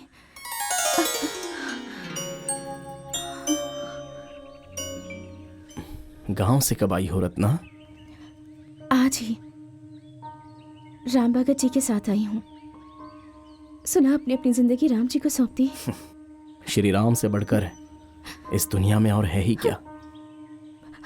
मुझसे बहुत बड़ी गलती हो गई है स्वामी। मैंने आपका अनादर किया, आपकी तौहीन की। रत्ना, मेरे दिल में तुम्हारे लिए कोई नाराजगी नहीं है। अगर तुमने मुझे अपनी जिंदगी से दूर नहीं किया होता तो मैं अभी भी वहीं पड़ा रहता। अनजाने में तुमने बहुत बड़ा एहसान किया है मुझ पे। तो फिर आपने मुझे तकलीफ क्यों दी स्वामी? मैं राम के साथ अपना रिश्ता जोड़ना चाहता था। राम के साथ मेरा रिश्ता हमेशा रहेगा। शादी की वजह से मैं उनसे दूर चला गया था, लेकिन अब मैं वापस उनसे जुड़ गया हूं। अब तुलसीदास का नाम उस रामचरित्र के साथ हमेशा हमेशा के लिए जुड़ गया है। इसे कोई नहीं बदल सकता। तो मैं भी आपके साथ रह सकती हूँ ना?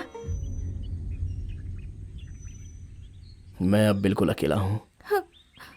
इस दुनियादारी से मुझे अब कोई वास्ता नहीं रखना है रत्ना। लेकिन मैंने अपने पत्नी होने के हक को और जिम्मेदारी को आपसे कभी भी दूर नहीं रखा। तुम्हारा यहाँ आना अच्छा नहीं है रत्ना। इसमें अच्छे और बुरे की बात कहाँ से आ गई स्वामी? मुझे आपके सहारे की जरूरत है। मुझ पर तो खुद श्री रामचंद्र जी का सहारा है। मुझ पर यकीन कीजिए, आपके लिखने के काम में या आप जो भी काम करेंगे मैं उसमें रुकावट नहीं बनूंगी। मैंने हर तरह से सोच लिया, तुम्हारा यहाँ रहना ठीक नहीं है रत्ना। मैं राम की कसम खाकर कहती हूँ, मेरी तरफ से आपको कभी कोई तकलीफ नहीं होगी स्वामी। आप अपने राम की सेवा कीजिए। और मैं आपकी सेवा करूंगी। हमारे रिश्ते के बारे में तुमने जो सोच रखा है वो बात इस जन्म में मुमकिन नहीं है। आपने श्री राम जी को साक्षी मानकर मेरा हाथ थामा था। लेकिन मैंने अभी श्री राम के हाथ को थाम लिया है। मुझे अकेला मत छोड़िए स्वामी। तुम्हारा अपने गांव निकल जाना ही बेहतर होगा रत्ना।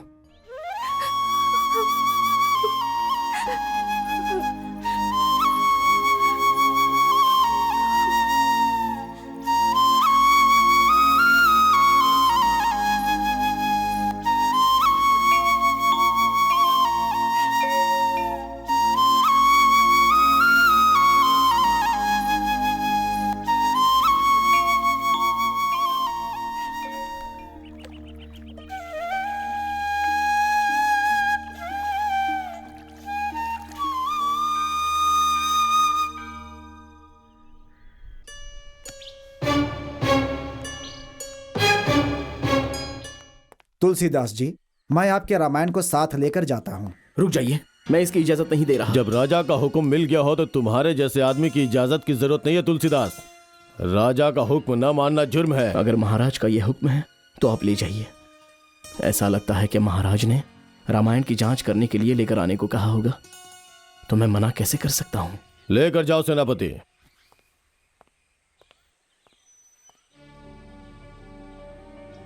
हाँ, महाराज ने तुम्हारे रामायण को किस लिए लेकर आने को कहा है पता है? इसे पढ़कर इसकी जांच करने के लिए नहीं, गंगा में बहा देने के लिए। अब तुम कुछ भी कर लो, रामायण वापस नहीं आएगा। महंत जी, हे रामचंद्र, मैंने ऐसा क्या पाप किया? महाग्रंथ को ये लोग लेकर चले गए। हे राम, मेरे साथ ऐसा क्यों हो रहा है प्रभु बताओ। साधु संत के तुम रखवारे, असुर निकंदन राम दुलारे। अष्ट सिद्धि नव निधि के दाता, असवर दीन जानकी माता। राम रसायन तुम्हारे पासा, सदा रहो रघुपति के दासा।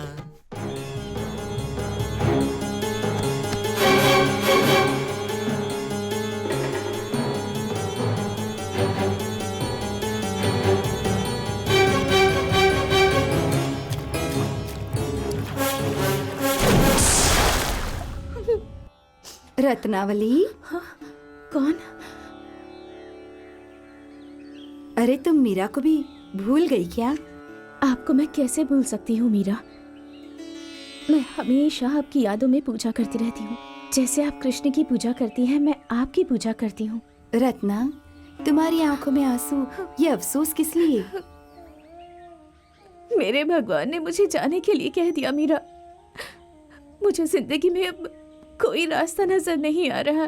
तुम स्वयं उसकी हिम्मत बढ़ा रही थी। तुम्हारी इच्छा के मुताबिक तुलसीदास अब बहुत बड़ा महाकवि बन गया है। मीराबाई, उनकी कामयाबी के बारे में सोचकर मैं बहुत खुश हूँ, लेकिन मुझे अफसोस भी हो रहा है। मैंने कृष्ण से प्रेम किया था। उस प्रेम से ज्यादा दुनियावी बंदिशों से दूर हो गई, लेकिन खुशी तो उसी से मिली है। मीराबाई, उनके बिना तो मेरी जिंदगी का कोई मतलब ही नहीं। उनके बिना मैं नहीं जी सकती। तुम जी सकती हो रत्ना। तुम्हारा प्रेम सच्चा है। यह आज की बात नहीं है, हमेशा हमेशा की बात है। तुम्हारा रिश्ता पवित्र है, कुर्बानी का फल मिलता है। वो तो सच है। अब आप ही मुझे रास्ता दिखाइए। तुम्हारे तुलसी तुम्हारे दिल के अंदर ही है, उसे बाहर क्यों ढूंढ रही हो? मेरी समझ में अब सब कुछ आ गया है। कल से मैं इसी एहसास को लेकर जीऊंगी।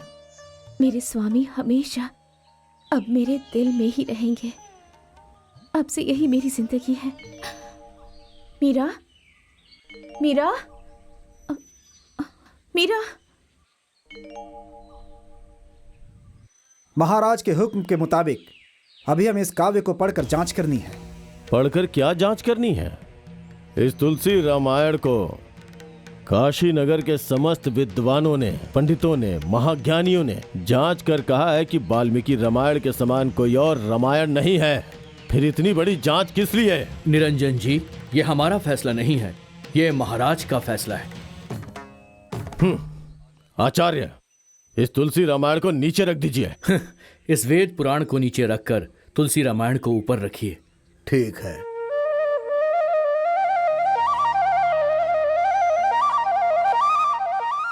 इस काशी की जनता के बीच वेद पुराण के साथ साथ अब तुलसी रामायण भी जुड़ गई है। इस तरह की घटना परम महादेव की इच्छानुसार ही हुई है। महामंत्री जी, मंदिर के सेवक को बुलाकर इसे अतिशीघ्र सौंपिए, जल्दी से।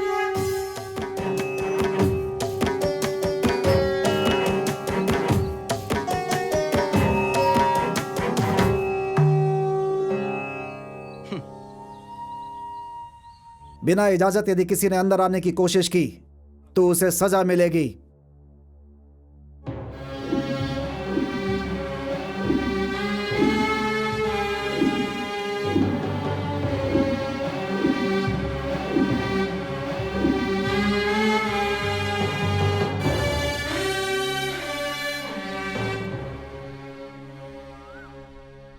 ओम नमः शिवाय।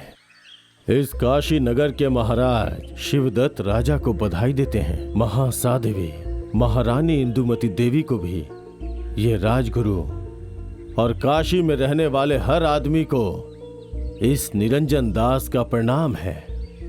मुझे पूरा यकीन है इस तुलसीदास ने जो रामायण लिखी है वो वेद पुराण से बड़ी नहीं हो सकती।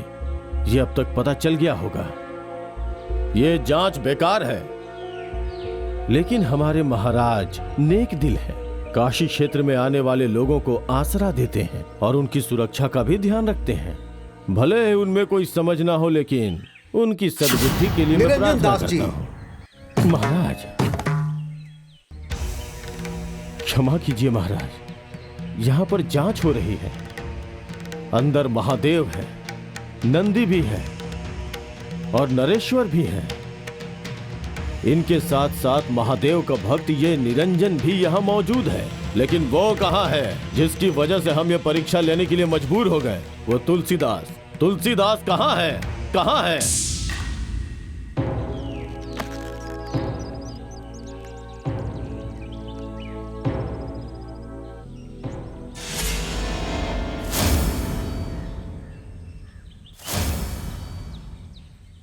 राजगुरु, मंदिर के पट खुलवाइए। जैसी आपकी आज्ञा महाराज। मंदिर के पट खोलो।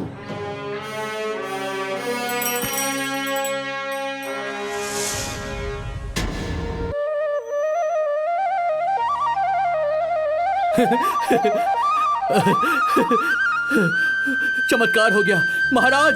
महाराज जी, शिव जी ने अपना फैसला सुना दिया। यह आश्चर्य की बात है। तुलसी द्वारा लिखी गई रामायण सबसे ऊपर रखी हुई है। ये बहुत अद्भुत है।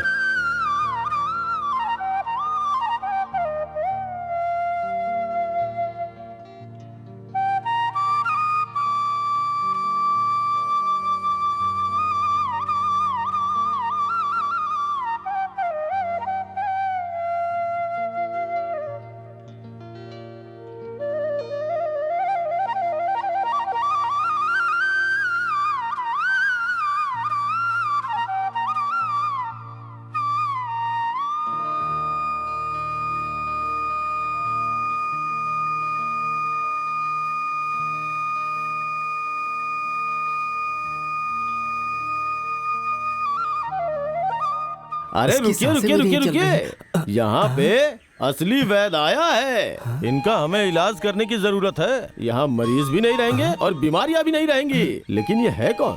क्या ये मर चुका है या जिंदा है? इसकी जांच करनी होगी। कोई बड़ा खतरा तो नहीं है। सर पर बहुत चोटें आई हैं, इसीलिए बेहोश है ये। इसे देख के ऐसा लगता है कि इसे संजीवनी दवा की जरूरत है। मैं जाकर लेकर आता हूँ। तब तक आप लोग इसका अच्छे से ध्यान रखिए। मैं जल्दी ही आ जाऊंगा।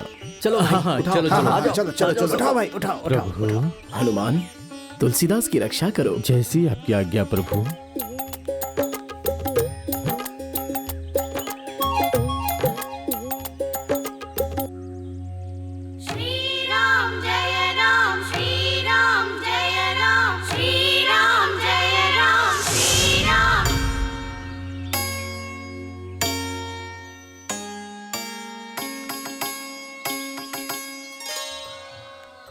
जय श्री राम। प्रभु, आपको कोटि कोटि प्रणाम। आपकी वजह से इस इंसान की जान बच गई। लेकिन मुझे आपने क्यों बचाया? मेरे रामायण को गंगा में बहाने के लिए लेकर चले गए, इसलिए मैं भी गंगा में डूबकर मरना चाहता था। तुलसीदास जी, निरंजन जी के जो आप पर इल्जाम है, आपकी लिखी रामायण को गंगा में नहीं बहाया गया, वो विश्वनाथ मंदिर में जांच के लिए रखी है। जयम अपजयम जननम मरणम कीर्ति अपकीर्ति ये सब भगवान के हाथ में है। ये तो रामचरितमानस में मेरी लिखी हुई पंक्ति है, आपको कैसे पता चला? मैं राम भक्त हूँ। जय श्री राम।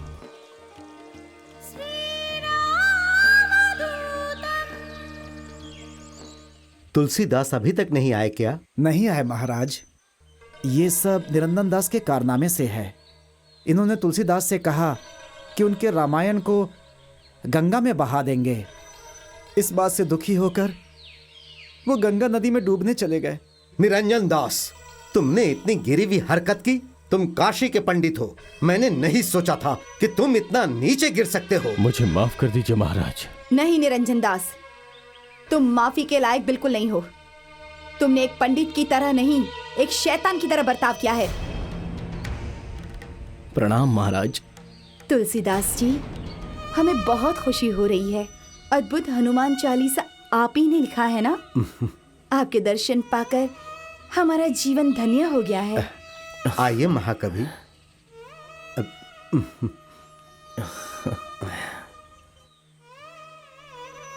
निरंजन दास, आपको छोटी सजा नहीं मिलेगी, आपको मौत की सजा दी जाएगी। महाराज, आपको मेरे ऊपर बहुत अभिमान है, लेकिन आप एक महान पंडित को इस तरह की सजा देने की बात क्यों कर रहे हैं? उन्हें माफ कर दीजिए। मैं आपसे विनती करता हूं। नहीं तुलसी, मैं माफी के काबिल नहीं हूं। अगर मैंने इस सजा को कबूल नहीं किया तो मैं खुद ब खुद घुट घुट के मर जाऊंगा। स्वामी, तुलसीदास के रामायण में प्यार, रिश्ता, त्याग, हर रिश्ता निभाने के बारे में हिंदुस्तान के लोगों की भावनाओं को बचाकर रखने के लिए बड़े बड़े लेख लिखे गए हैं। आपके जैसा महाकवि का इस पृथ्वी पर पैदा होना हमारी खुशकिस्मती है। इसे कबूल कीजिए। सकल गुण निधानम वानराणामधीशम रघुपति प्रिय भक्तम वातजातम नमामि। महाकवि तुलसीदास की जय। महाकवि तुलसीदास की जय। मैं हिंदुस्तान की जनता को, दुनिया को हमारे काशी विश्वनाथ की इजाजत लेकर और हनुमान जी के आशीर्वाद से, श्री रामचंद्र की कृपा से महाकवि तुलसीदास ने जो रामचरितमानस लिखा है उसे स्वीकार करते हैं। हर इंसान के दिल में हनुमान चालीसा हमेशा के लिए रहनी चाहिए। उनकी जिंदगी में खुशी हमेशा बरकरार रहनी चाहिए। जिनके भी घर में तुलसी रामायण है, उनके घर में हमेशा धन दौलत, ऐश्वर्य और लक्ष्मी जी सदा मौजूद रहेंगी। जो यह पढ़े हनुमान चालीसा होय सिद्धि साखी गौरी सा। तुलसीदास सदा हर चेरा की जय नाद हृदय महडेरा। जय हनुमान तनय संकट हरना। जय हनुमान मंगल मूर्ति रूप। जय हनुमान राम लखन सीता सहित। जय हनुमान हृदय बसहु सुरभूप।